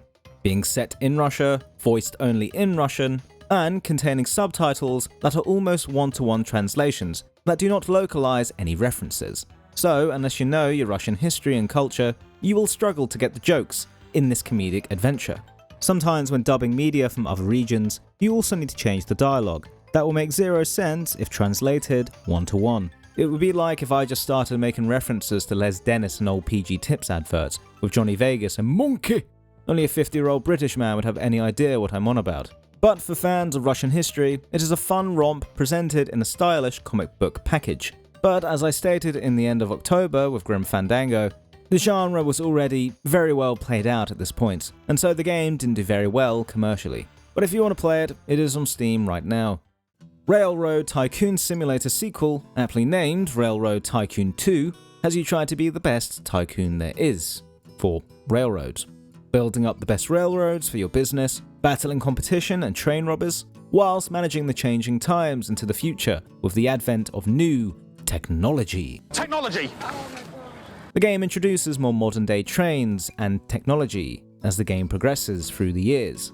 I have never been very good at these types of micromanagement, economy-based games, but fans of Railroad Tycoon frequently cite this entry as a fan favorite, building upon the already acclaimed original format, making Railroad Tycoon 2 the most refined Railroad Tycoon game experience of 1998, of which there was, surprisingly, quite a bit of competition for. The game would be the second to last entry in the series, as the creators' Pop Top Software would eventually be merged into Take-Two's Firaxis Games, who would go on to create the Civ games and XCOM games. Now, it's time to talk about a highly controversial Naughty Dog sequel, a game that tackles deep philosophical themes around dark topics such as animal abuse, conflicting ideologies, and revenge, including a controversial change to a female character in place of the male fan favourite that split the fan base and caused an online firestorm. As I said, this was a Naughty Dog title. You already know what game I am talking about. I am of course talking about Naughty Dog's controversial Crash Bandicoot Warped. Crash Bandicoot Warped doesn't reinvent the wheel for what the Crash series is, but further refined its stellar gameplay loop established in Crash Bandicoot 1 and continued in 2. Crash games have always been about entering levels across a wide spectrum of environments, spinning and killing foes whilst collecting collectibles for various tasks, like smashing every box in the level or finding secret routes. After 2 games with this successful formula, really Crash Bandicoot 3 would have been quite successful if it just had more levels, and nothing more. But Crash Bandicoot 3 does bring some new gameplay additions, such as the new powers Crash can learn at the end of each boss fight, like the belly flop, allowing Crash to flop through unbreakable crates. But the most impactful power you can obtain is the sprint power-up, which goes hand in hand with a new collectible added to this game. Usually after beating the last level in Crash, you would then have to go back in and get all the gems by smashing all the boxes and doing some no-death routes. And then after that, the game's done. But Crash Bandicoot 3 introduced relics. Each level now has a speedrun mode, where you need to beat the level under a specific time to collect a relic. So after unlocking the sprint power at the very end of the game, you can now go back to old levels to beat them as quickly as possible. Upon activating the speedrun mode at the beginning of the level, the crates in the level will also change to timer boxes that pause the game for the number of seconds on the crate, adding some risk and reward to the new gameplay feature, as you can try and go out of your way to get a 3-second pause at the risk of ending your run. The game also adds other gameplay changes, including more vehicle levels, where you could play as Crash's sister, Coco, the first time you played as anyone other than Crash in the series. This wasn't a controversial choice, by the way, that was just a Last of Us Part 2 joke. I saw an opportunity there and I took it. After failing to get crystals and gems twice, Uka Uka brings in a new character called N. Tropy, who uses time travel to obtain gems and crystals to enslave the world, which establishes the levels and environments Crash and Coco will travel through. There are medieval levels, prehistoric levels, future levels, and some under the sea, for the most varied environments in the franchise thus far. The environments of these new levels and the art style in general of Crash Bandicoot Warped was very vibrant compared to the older games.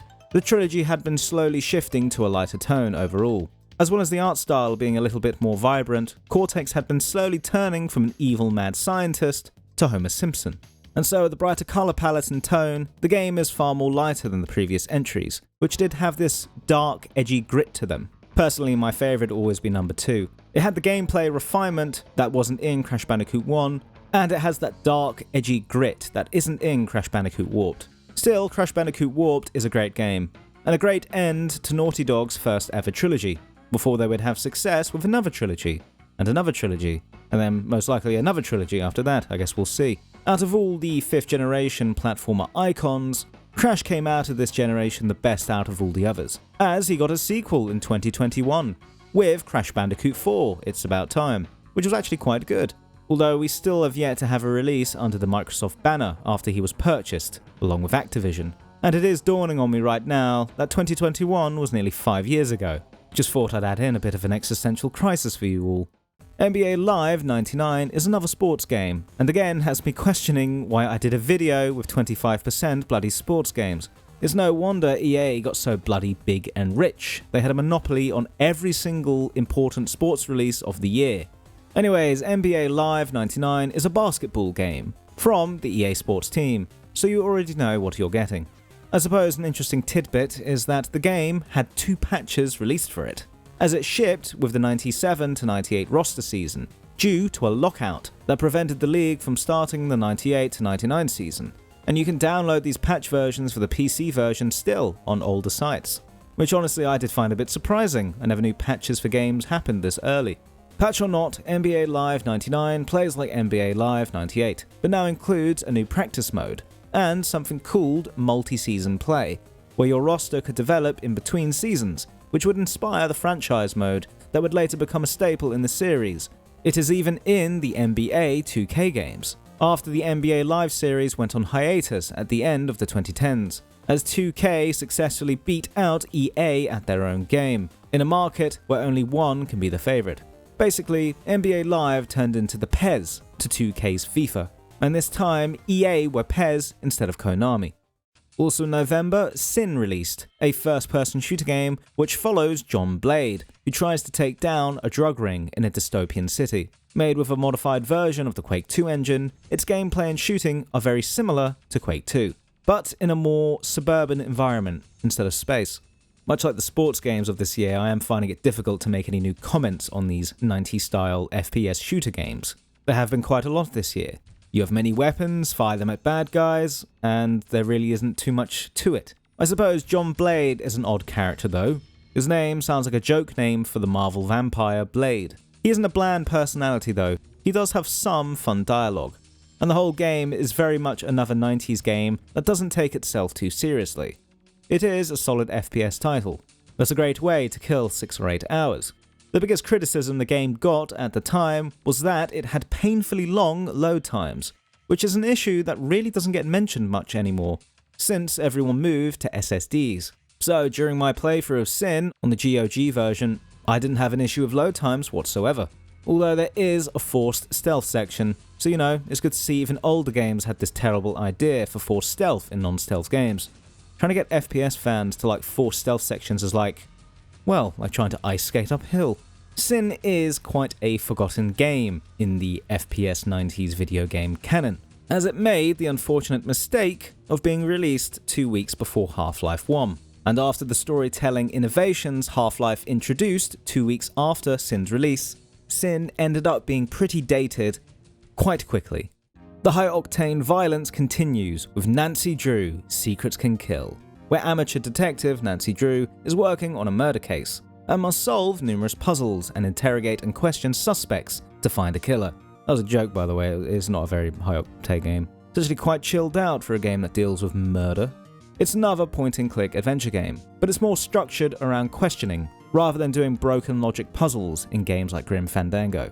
However, despite the waning popularity of the point-and-click genre at the time, the detective edge of Nancy Drew and the sheer popularity of the book series made sure the game did quite well in sales. The game was popular enough to make it a series, and as of today, the entire series is available on Steam, whilst half the other titles on this list are not. It even had a remastered version come out in 2010, which I gotta be honest, I only really know about this game due to Germa. Rush 2 Extreme Racing is my sort of racing game, because it does not abide by the law of physics, and allows me to grind along walls using the side of a car door on a hard corner. During standard races against 8 other vehicles, there is a checkpoint system, similar to F-Zero. As a clock goes down, you need to go past these checkpoints, or you're out of the race. So you need to manage your checkpoints whilst aiming to be first. Gameplay is also like a halfway between F-Zero and something like Gran Turismo. It's got the visual stylings of a Gran Turismo game, with normal vehicles and racetracks being in 1998 American cities. But the gameplay is fast and arcade-like, like F-Zero, and contains completely unrealistic physics and movement only possible in a video game. The game also has a lot of product placement, with Gamer Fuel and Teeth Rock Beverage Mountain Dew being scattered amongst the racetracks, for racers to collect for unlockables. I had quite a bit of fun with this title. It's a great in-between that offers an arcade-like experience in a more grounded setting. Elder Scrolls spin-off, The Elder Scrolls Adventures Redguard, released in November, and is notable for being the first game directed by the man, the myth, the leader of the chess club, Todd Howard. Yes, I was in the chess club. Todd's first ever title strays away from the Elder Scrolls gameplay that was expected at the time. Instead of being a first-person dungeon crawler game in pseudo 2D, Redguard is a third-person only game in full 3D. Perhaps as a bigger surprise for the Elder Scrolls games at this point, Redguard has 0 character customization, and you play a set character called Cyrus, a Redguard who is on a quest to find his missing sister. However, there are aspects to the game that make it easily identifiable as a game made by Bethesda, like how I can't run it on my modern PC unless I install some fan patches and mods. Seriously, it is baffling how many PC games I've tried to play in this list so far that just do not work unless you get community patches. Anyways, Redguard gameplay revolves around jousting type gameplay, where you parry enemies with your sword and usually take on foes one-on-one, a far cry away from the multiple fighting styles Elder Scrolls offered, on top of all the other changes the game made from its previous Elder Scrolls entries, which might be why the game was a complete commercial disaster and was met with quite middling reception. But as a silver lining, the failure of the game that strayed away from the Elder Scrolls style made Bethesda return to what made the series great to begin with, when they started their work on their next game, Morrowind, which would be the second game Todd led development on, which is the game where Bethesda really started to establish themselves as a big studio for the 7th generation and beyond. There have been many platformer icons. We already have a blue hedgehog, an Italian plumber, a purple dragon, a green gecko, and an orange bandicoot. And it seemed like some people were running out of ideas, as now we have a white glove. But it turns out, a white glove is a perfect fit for the genre. Oh, what a fucking awful line, this script sucks. Glover, like many other games on this list, turned out surprisingly okay for such a dumb idea. Going to show that gameplay is what makes a game king. Glover uses a ball to traverse the obstacles set in a 3D space, with the objective to get the ball to the end of the level, which is easier said than done, as there are obstacles and foes in the way, and you need to use the ball to traverse through these obstacles. Glover can pull off a variety of moves with the ball. He can roll around on it, dribble it like a basketball for jumps and attacks, and use it to walk on water. It can be more of a puzzle game than a platformer at times, as the gameplay revolves around an item you cannot lose that you need to figure out how to bring to the end of the level with you. And it is definitely a rage-inducing video game when the ball just does not go where you want it to go. But it is a unique entry in a genre that seemed oversaturated and dominated by other big names like Mario already. Although this gen of 5th generation platformer icons seems to be completely cursed, as they all seem to follow the same trend of having a positively received entry in the 90s and then doing nothing much of note ever again. Glover did have a planned sequel, but it was cancelled for unknown reasons. The game series does have its fan base, and there have been numerous attempts to make a new entry, but all have fallen flat so far. Recently, the game did get released by Limited Run Games on modern consoles, so at least it is playable today. Bruce Willis's second appearance on this list, after the appalling Fifth Element film tie-in game, was in the shooter title Apocalypse. Originally, I thought this was also a film tie-in for a movie I had never heard of. But no, this is actually a completely original game, and I must have mixed it up with Armageddon in my head. This is a 100% standalone game with no film, and they really did get Bruce Willis in for mocap and voice acting, in an era where Hollywood rarely touched video game IP, let alone brand new ones. Although I don't think you could blame me for originally thinking that it was a video game tie-in, where the dialogue was taken straight out of the movie and added into the game, as Bruce's performance isn't exactly the most stellar. These guys need a little bit more lead in their diet. The game itself is a run-and-gun multi-directional shooter. Bruce escapes from a high-tech prison in a grimy futuristic setting, and battles through many linear levels, taking on multiple enemies in a sort of bullet hell game, where he picks up multitudes of weapons from flamethrowers to missile launchers. Whilst under the impression of it being a movie tie-in game, I was surprised at the quality of the game itself. It ran very smooth with multiple enemies on screen, and you get right into the action, no faffing about, you're shooting people within the first minute of the game. And as a twin-stick shooter with both analog sticks, it is very easy to control. It does sound like Bruce phoned in this performance for a day job for a sweet paycheck, but it is one of the earliest examples of a big Hollywood A-list actor entering the gaming market, which is quite common nowadays. Although the mocap at the time wasn't as clean as it would be nowadays, and so Bruce Willis looks a little uncanny in some of these cutscenes. But the gameplay of Apocalypse is far more important than anything else surrounding it. Bruce being in the game is just good marketing, so it's good the base gameplay is actually quite solid. Although the quality shouldn't have been too surprising, as the company who developed this game was Neversoft, who would work on the Tony Hawk Pro Skater games, and eventually develop the best Guitar Hero game. Now it's time for a big one. I have foreshadowed this game more than G-Man foreshadows himself in Half-Life 2, but it is hard to talk about 90s video game shooters without bringing up Valve's first title, Half-Life, which released in November 1998. As Gordon Freeman, you attempt to escape Black Mesa, after multiple monstrosities start to invade the base due to the unforeseen consequences of an experiment gone wrong.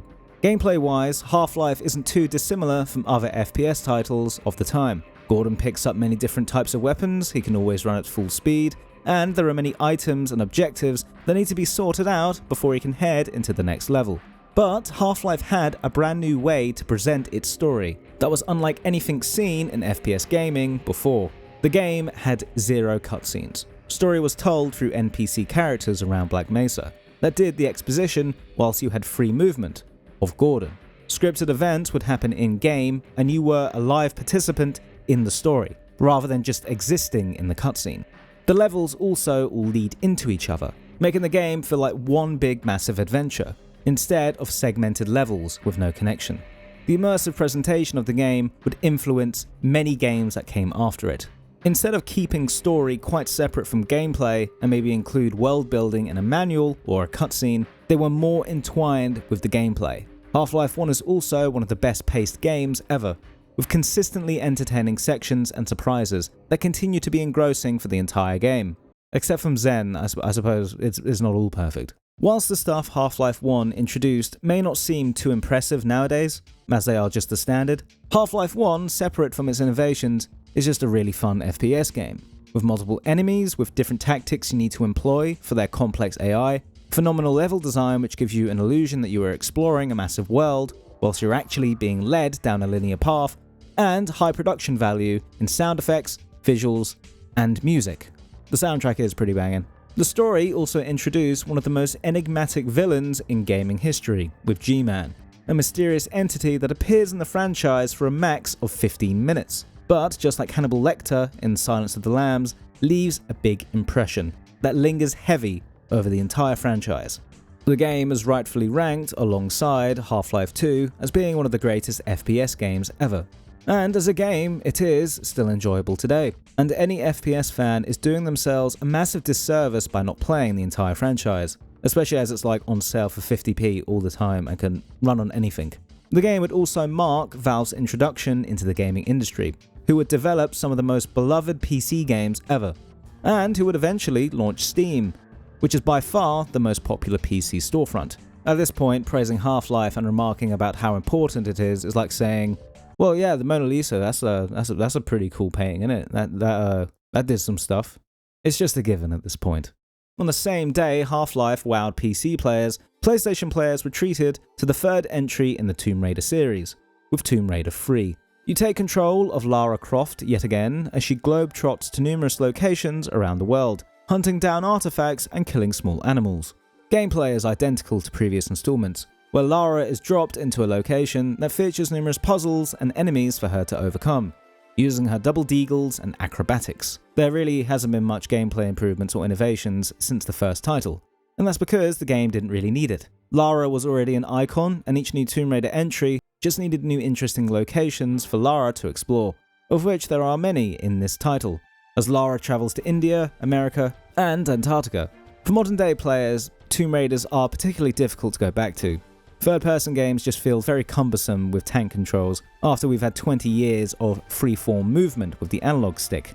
I struggled quite a bit to get some gameplay for this section. I also played the PC port, which is a pretty piss-poor port, as there is no controller support or mouse support. So I had to rebind all the controls to the keyboard, which meant I could actually play it with one hand, which is actually the right way to play Tomb Raider, as with one hand you can control Lara Croft, whilst with the other you can vigorously search GameFAQs to figure out what the bloody hell you're supposed to be doing, as the old puzzles seem rather obtuse and unnecessarily specific with some of the actions you are supposed to activate, which does come off as a little bit too harsh, although maybe I'm just dumb, and the yellow paint is meant for players like me. Tomb Raider 3 was well received, although with later releases, the game series would start to lose steam, as players got tired of the same old formula.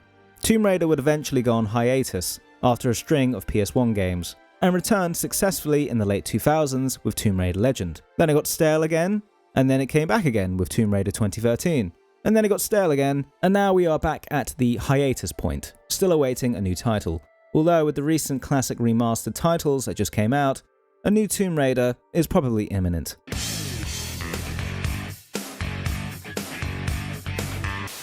the same day Tomb Raider 3 came out, German company Blue Byte, now called Ubisoft Blue Byte, came out with The Settlers Free. In a city builder fashion, you need to build up your armies and economies to do battle and take land from your opponents until you overwhelm them and win the game. It is broadly the same as The Settlers 2, but with a key addition being multiplayer, which will pretty much be standard for all PC RTSs going forward, as it extends the shelf life of the games to be pretty much infinite if you have 2 other mates to play against. The franchise is still going on today, under the Ubisoft banner, with the latest release being in 2020 with The Settlers New Allies, although this title would not match the critical acclaim of The Settlers Free. Also in November, footy fans were having a kickabout with FIFA 99. The game pretty much plays identically to World Cup 98. And let's be honest, probably FC 2026. Although in fairness, there was a graphical leap between World Cup 98 to FIFA 99. Most new players were just happy to have more normal looking football players, if there is such a thing. Next, we discuss a game that frequently features in many best video game of all time lists, usually at the top, as we're discussing The Legend of Zelda: Ocarina of Time.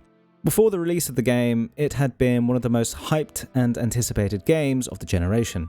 As it was the Zelda series' first entry in the 3D world, players were excited to experience Zelda in a way they had never experienced before, and it was marketed extremely well by Nintendo, with Nintendo only providing small screenshots of what the game would look like in places like E3 or even in the EGM magazines. And this is one of the few games that would match the hype and anticipation that had grown for it, as when Ocarina of Time came out, it was instantly seen as a modern classic, and is now frequently seen as one of the greatest games ever made, full stop. The game was revolutionary in its popularization of game mechanics now ubiquitous in gaming, such as context-sensitive actions, where buttons would change their actions depending on the situation.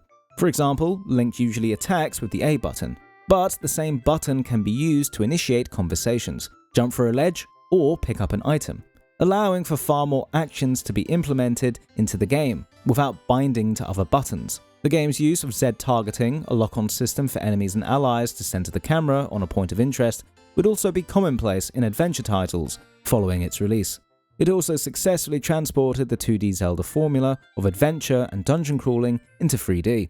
The new 3D environments allowing for fresh gaming mechanics, like the hookshot, first-person targeting with the bow, and brand new jumping and dodging mechanics that would be mainstays in all future 3D Zelda titles. It would also be the start of the Zelda titles having unique mechanics that take advantage of the 3D plane. We would get Wolf Link in Twilight Princess, ship sailing in Wind Waker, and in Ocarina of Time, we had the Ocarina, which would allow you to switch between the current day or the evil future, ruled by Ganondorf.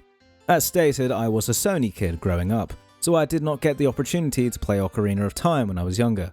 I played it during my late teens, far after its release, so I had no nostalgia for the game. But even as someone who played it well after it was hyped up as an amazing game, I can confirm it still holds up. It's an amazingly paced out experience. The enemies and bosses are all memorable, the dungeons and puzzles are all constantly engaging, and it also has quite a cracking soundtrack. And whilst the graphics aren't particularly realistic, especially compared to games nowadays, they are extremely stylized in that Nintendo 64 aesthetic that makes the game's tone a little bit darker, as everything looks a bit stark. Almost like a dream world, everything doesn't look that real, but it's not uncanny because it's so stylized. Although, one thing that hasn't aged particularly well is the game's frame rate, as the game runs on Nintendo 64 at 20 FPS, which is even worse in the PAL versions, because our tellies ran at 50Hz instead of 60, Ocarina of Time in the PAL regions ran at 16 FPS, which is quite hard to go back to, although these issues are easily remedied, as there are methods out there to play the game in 4K 60 FPS. I mean, it's not a big secret, just Google it, you'll find something. Just like Half-Life and Metal Gear Solid, I do feel a little bit silly talking about Ocarina of Time and praising it so much. But Ocarina of Time does get praise for good reason, as it set the standard in the 3D adventure genre that became the norm, and it is in general still a great game, although it isn't the best Zelda. I'm a Wind Waker boy, you see. By the way, I just want to point out, to illustrate how insane this month was for gaming, from when I discussed The Elder Scrolls Redguard all the way up to Ocarina of Time, only 6 days had passed between these releases. Tomb Raider 3, Half-Life, and Ocarina of Time were in 1 week. That's just insane. November was already quite a busy month. However, there are still a few more notable releases to go through, like with Heretic 2, from the FPS series Hexen Heretic. I was a little bit confused at the timeline of this franchise, and how there seemed to be 2 franchises in the same franchise. But basically, Heretic released, then Hexen was its sequel, Hexen 2 was a sequel to that 3rd entry, and now Heretic 2 is the 4th entry. Heretic was known by many as Quake, but with magic. It has the same gameplay I've already described countless times in this video, but in a ancient occult spellcaster fantasy setting. Although Heretic 2 was quite controversial for moving away from the first-person view used in previous games in favour of a third-person one. In hindsight, it did seem like quite a great idea to do this. There were already so many first-person shooter games about, and not many third-person ones. And just a week before this game released, Half-Life and Sin had already came out, so its third-person perspective did make it stand out. Sadly, this would not spell success for the spellcaster shooter title. That was a complete accident, that pun, by the way, I didn't mean to do that. I'm not exactly sure why it didn't do too well. Perhaps the month was already quite busy with releases, so it just didn't stand a chance against Ocarina of Time, Half-Life, and Tomb Raider. Or maybe the game just controlled terribly.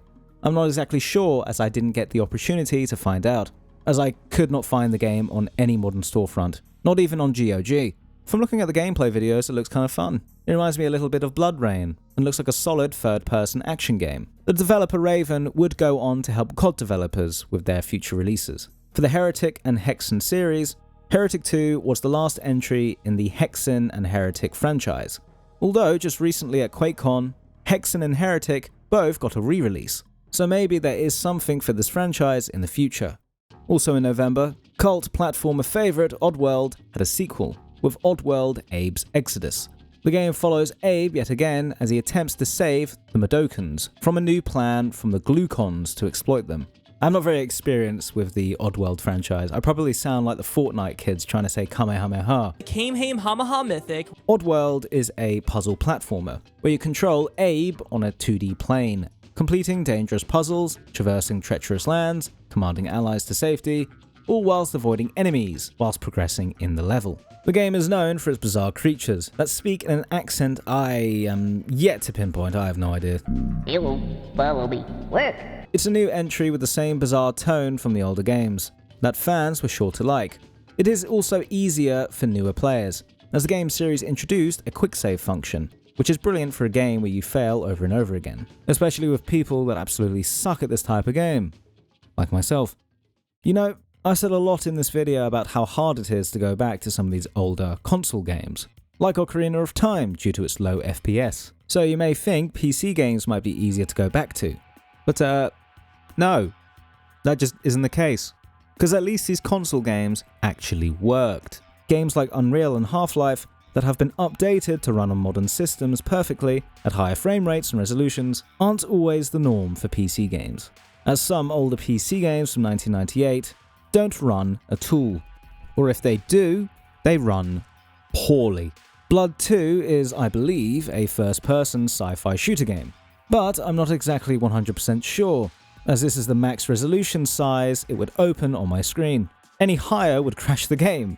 Also, the keyboard section of the main menu was completely unresponsive, my mouse wouldn't work and would always go back to the same location, the game had severe audio stutters, and an FPS of about 5.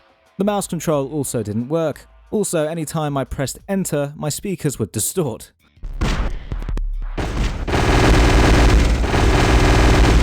I did eventually get to some gameplay, but all I could do is just move forward. So to understand what Blood 2 was about, I had to crack open the strategy guide that is written like a 40-year-old trying to relate to the kids, with use of radical language and phrases. The game was inspired by The Crow and Blade Runner. It's set in a dystopian dirty world filled with crime, surveillance, and corporations that keep the working man in check. And at the top of these corporations is a shadowy organization called the Cabal, which is where the tone of the game takes a dramatic gothic shift, as it deals with ancient demonic demons and portals to the otherworld that are the source of the monstrosities in this modern world. Now you pick one of 4 characters to play as through first-person gameplay, all with different abilities and shooting styles. At least that's what the guide says. I couldn't get any usable footage whatsoever. This was also the GOG release, by the way, so it's a bit worrying when good old games cannot run the good old game properly.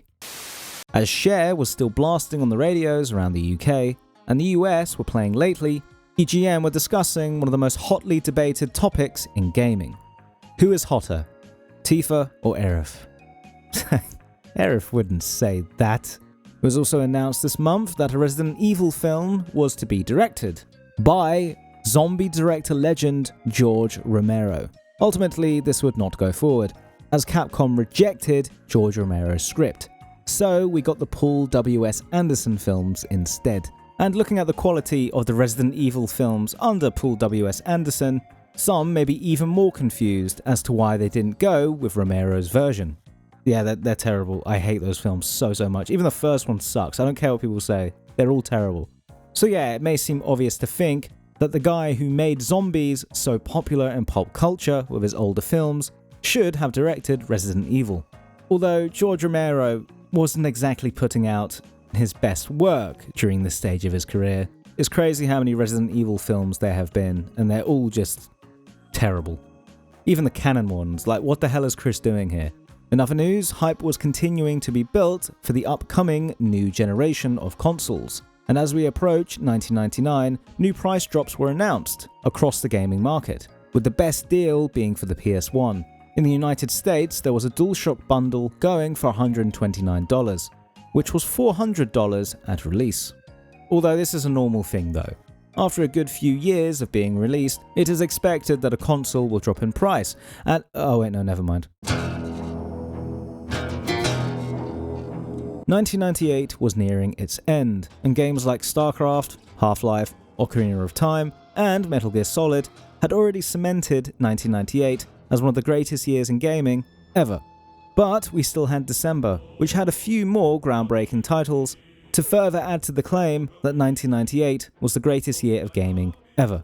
Starting with Thief: The Dark Project, ending the year of high-profile stealth games on a high, with a first-person stealth game that would go on to inspire many other games from multiple genres. In Thief: The Dark Project, you play as Master Thief Garrett, who has set missions he must tackle in a sandbox area environment, attempting to remain unseen whilst he completes these missions, using all the tools he has at his disposal.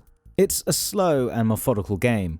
Garrett walks very slowly, and his running speed is most other games' walking speed. But in the closed-off Victorian-esque streets and other claustrophobic environments the game is set in, the speed of Garrett doesn't matter too much. Plus, it's advised to go slowly anyway, as you need to be careful when you look around each corner, and listen out for guards that litter the streets. The interactivity packed into the game's environments is something you should also be observant of and take your time surveying, as there is always something Garrett can use to help him progress. You could find a lever to change the environment, find a secret route, and even shoot arrows at the torches overhead with water arrows to hide in the darkness. Darkness being a big mechanic in the game, which you can use to hide from AI. The enemy AI in the game is also quite advanced. That is also very reactive to Garrett. The enemies take note of you peeking around corners, loud footsteps, and they can even notice bloodstains and doors being left opened, which puts further pressure on the player to ensure that there is no trace of them in the environment. Thief is a game that is meant to be played as a stealth game. The punishment for getting caught is brutal.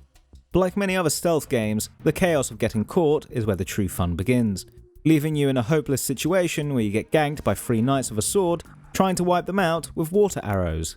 The environments are also creepy, almost producing a horror-like atmosphere when combined with the guards and other odd creatures you stumble into in the dark. Some may even classify the game as a horror game, as if you continue to play the game past the first beginning missions, you'll see that there are more than just guards roaming the streets, far more terrifying than any Englishmen you bump into in the first levels. I know, crazy right? The game was created by Looking Glass Studios, known for being the biggest inspirations behind the immersive sim genre. If you play games like Dishonored, there is a pretty clear link back all the way to this Thief game. Also amongst the key employees of the studio was future Bioshock creator Ken Levine, which you can also draw a pretty noticeable inspiration from the Thief franchise. Sadly, Looking Glass would not end into the new millennium. closing its doors at the end of the 2000s. Star Wars Rogue Squadron is a third-person space sim game, set in, obviously, the Star Wars universe. However, I'm pretty sure Disney did make all of these games non-canon, didn't they? You can take control of the many iconic ships of the series, like the X-Wing, to do dogfight combat across the Star Wars universe. There are 4 main types of gameplay missions that are all quite self-explanatory, with reconnaissance, rescue, protect, and search and destroy. With search and destroy being my favourite, as I could just focus on destroying things. This game mode also fits the game perfectly, as it is a very fast-paced game, more so than other Star Wars dogfight titles. It's a great time even for people who aren't really big fans of Star Wars, like myself. It had been quite a prolific year for the first-person shooter genre. Half-Life 1, Klingon Honor Guard, Unreal, and another classic title came out this December, the Nintendo 64 classic Turok 2 Seeds of Evil, an FPS where you play a dinosaur hunter called Turok, as he goes through space to wipe out a sort of alien race of dinosaurs.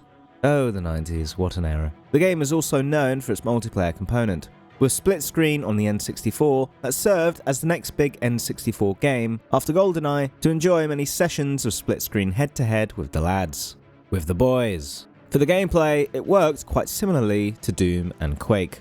Don't worry, that's the last time I'll use that comparison. I suppose I should just say boomer shooter, but to be honest, that phrase kind of hurts me a little bit.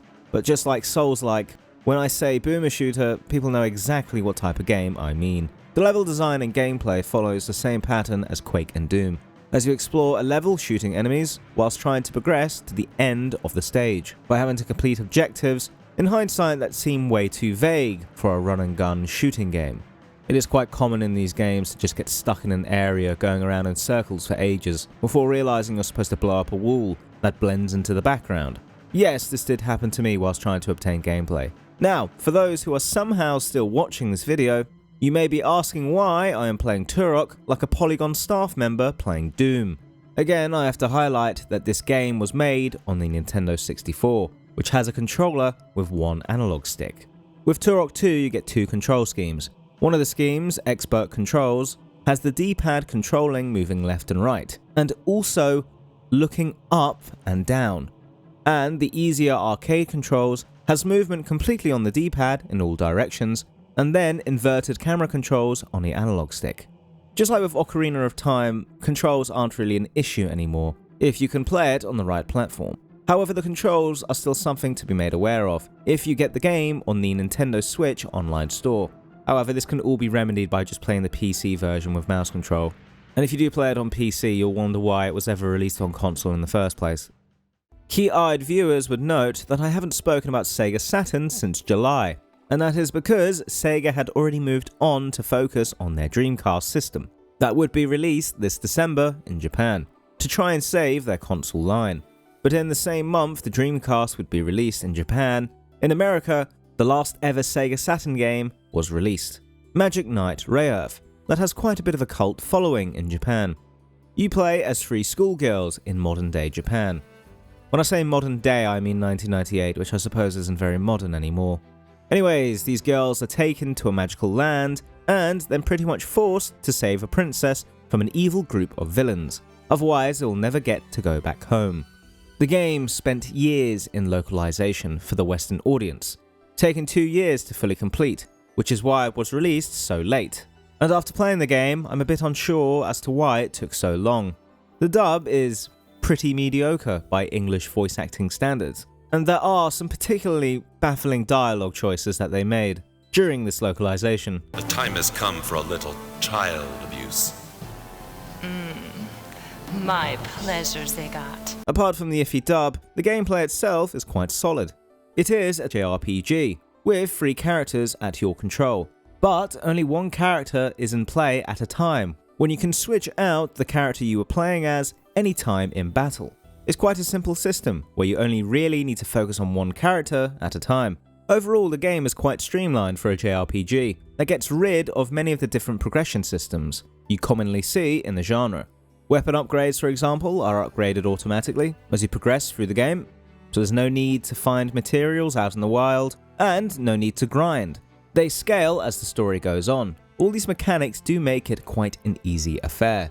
So easy in fact that the localization team actually tried to make it harder, with tweaks to the AI in the American version. So it's one of the few titles where the American version is actually harder than the Japanese original. The game is also quite pretty, with a colourful pixel art style, which would always look great.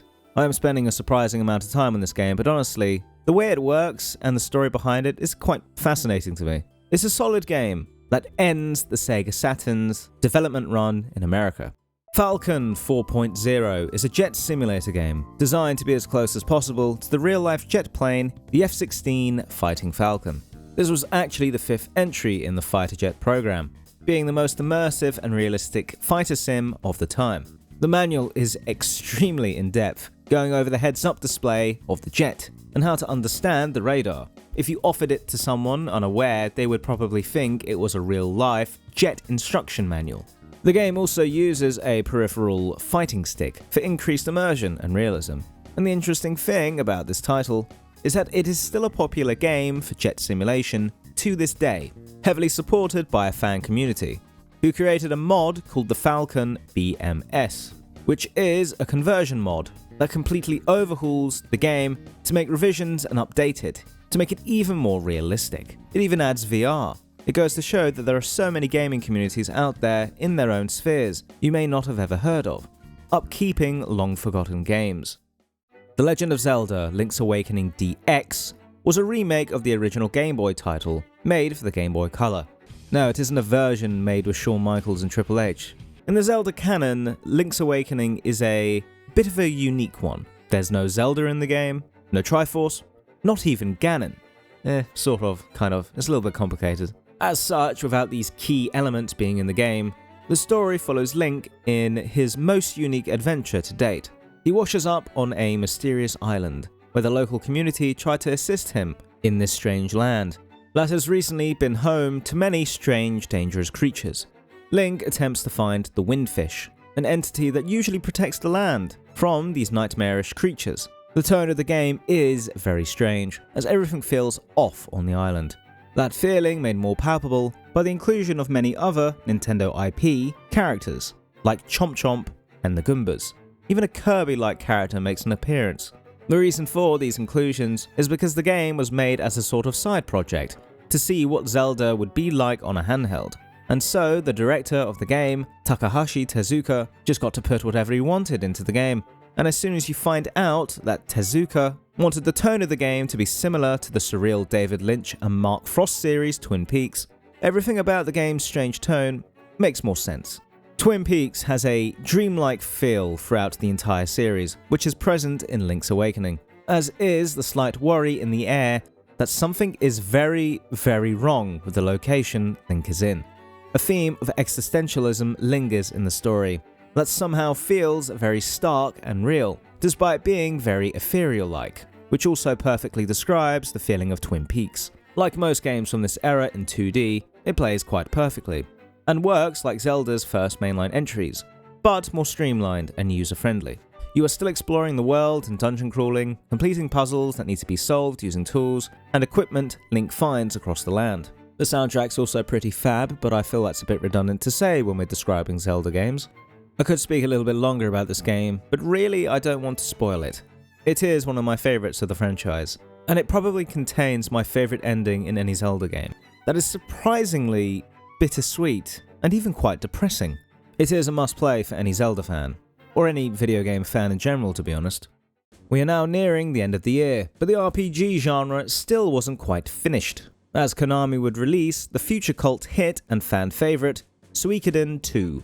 Taking place in a fantasy world with two fictional warring armies, you play as the son of a hero, and his best mate, Jostin, who get entwined with a mysterious ruin, whilst dealing with a full-scale invasion from enemy forces. It is your standard JRPG fantasy affair, but the unique selling point of Suikoden is that you can recruit up to 108 allies across your adventure, which can be used in a wide array of battles, from regular turn-based combat to one-to-one combat, or large-scale confrontations between two armies. Each new ally requires prerequisites to be completed before they agree to join your cause, sending you on a myriad of small adventures and side quests, of which your entire journey is filled with. It is a great game with a solid soundtrack and some tight gameplay. Like the first entry, it would be critically acclaimed, but not sell very well. It also took the game nearly 2 years to come out in Europe. But thankfully, Suikoden 2 and its first entry were eventually remade, with improved resolution and new updated art, that are all available on current-day consoles. Released in Japan just in time for Christmas, Nintendo introduced a game series that would become the biggest destroyer of friendships and marriages since the invention of alcohol.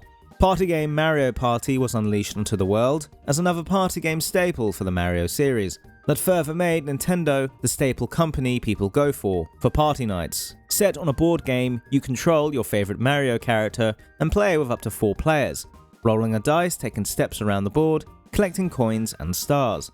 Objective is easy. Be the one with the most stars and coins after the limit of turns is up, and you win.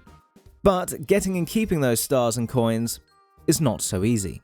Like many board games, many obstacles are in your path, and many wrong dice rolls could spell disaster for you.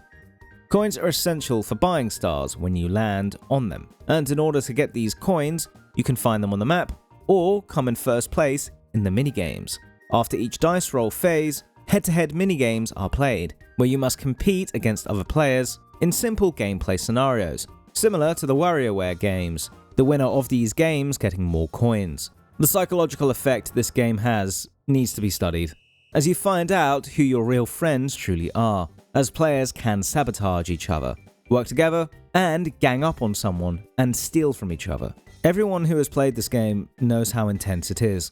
Nintendo found a great way to monetize the destruction of friendships with a new series that still causes fallout. Okay, I am exaggerating a little bit, but I have had some proper arguments over this game. The only thing that comes close to the rage of getting a star nicked just at the end of the game is getting blue shelled whilst in first place on the final lap. Baldur's Gate's first entry released at the tail end of December 1998, created by legendary game developers BioWare in just their second ever video game. Baldur's Gate is now bigger than ever after Larian released Baldur's Gate 3, that became so big that it has overshadowed Baldur's Gate 1 and Baldur's Gate 2's massive success, some never even playing the original 2 games, despite how groundbreaking they were for the CRPG genre.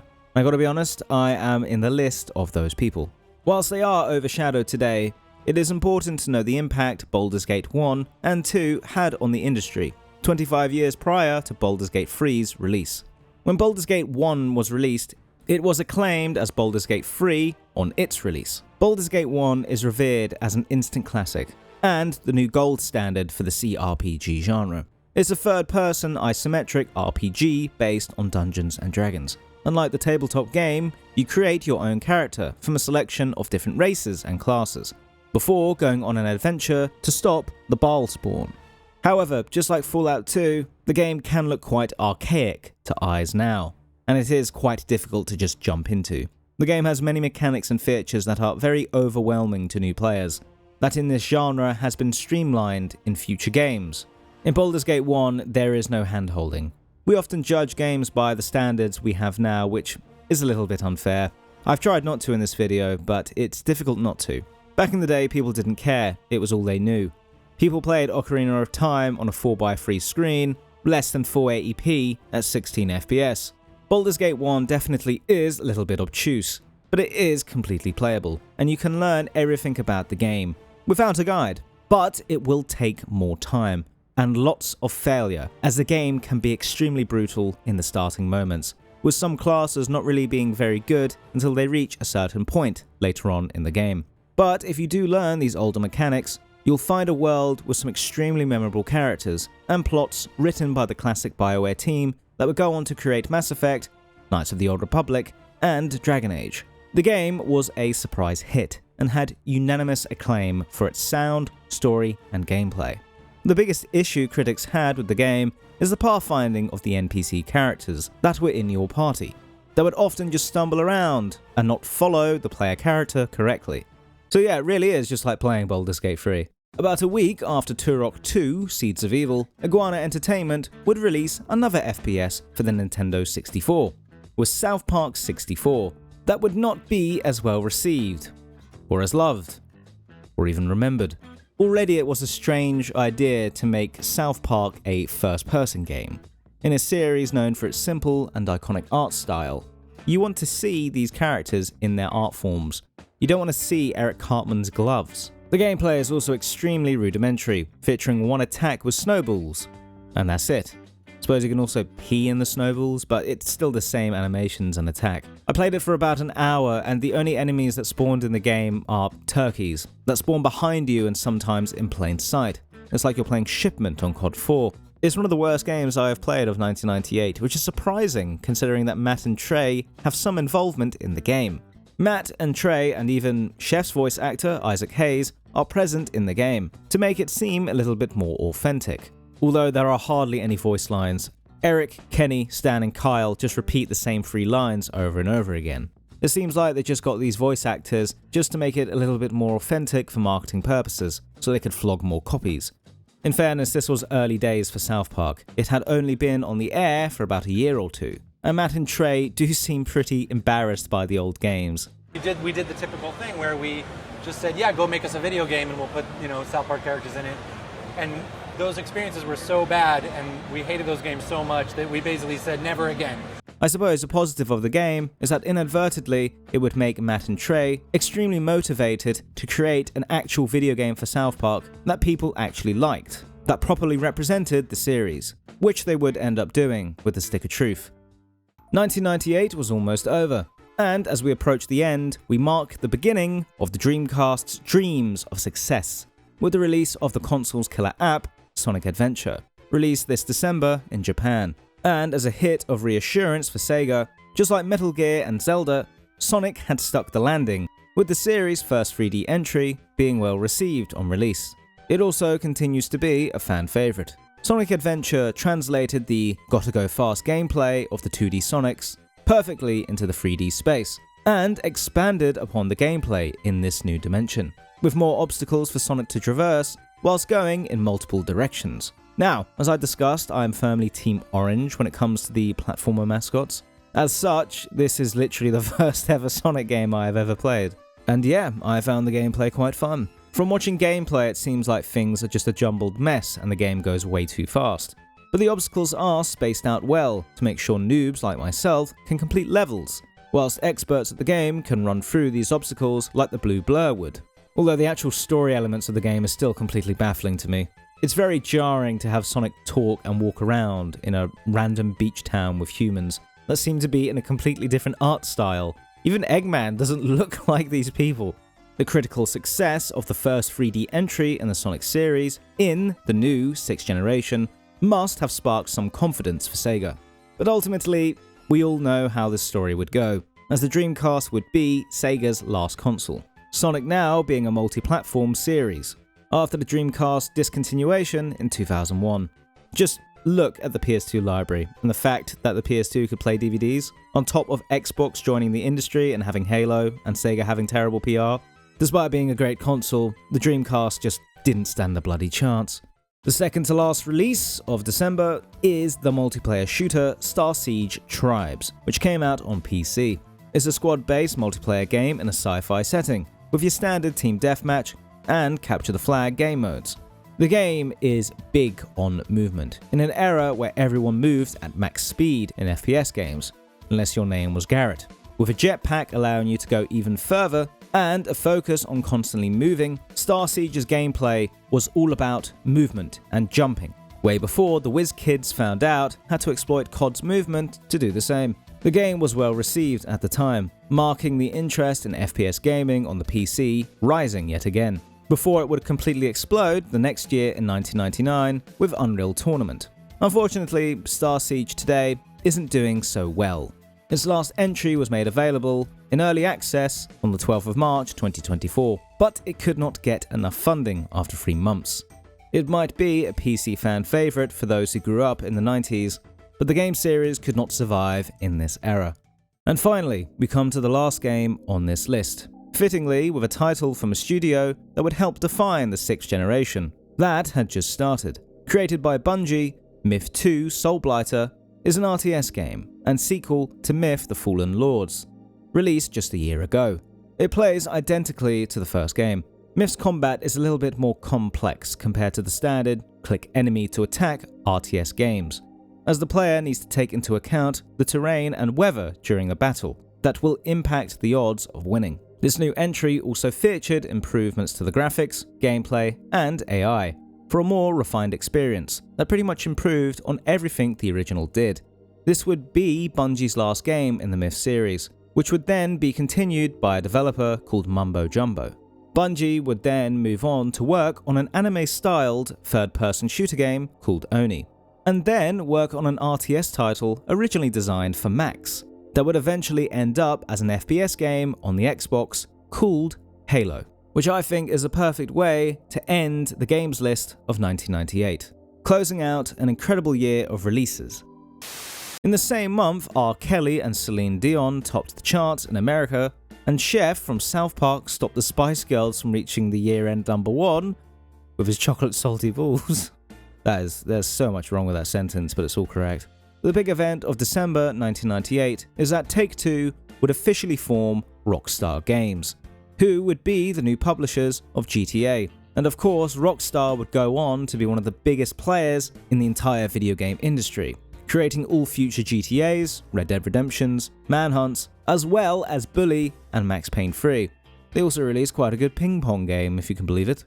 The year of 1998 really did serve as the foundations for the industry as it is today. And the sheer number of events that happened in 1998 that shaped the industry is quite incredible. Rockstar Games were established. Valve released their first ever title. Unreal Engine was released. Todd Howard had his first chance with a Bethesda title. Hideo Kojima became a household name. Trespass's failure led to the seeds to be sown for the Xbox, and Sega would have their last ever console release. And aside from these big events in the year, the actual quality of the games released in this year was nothing short of incredible.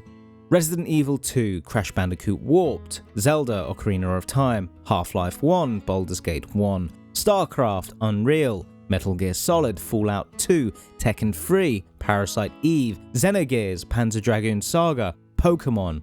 It was insane. And so, that was what gaming was like in 1998. Oh yeah, subscribe as well. I never say that. Yeah, do that. Oh, it feels gross to say that. Ugh.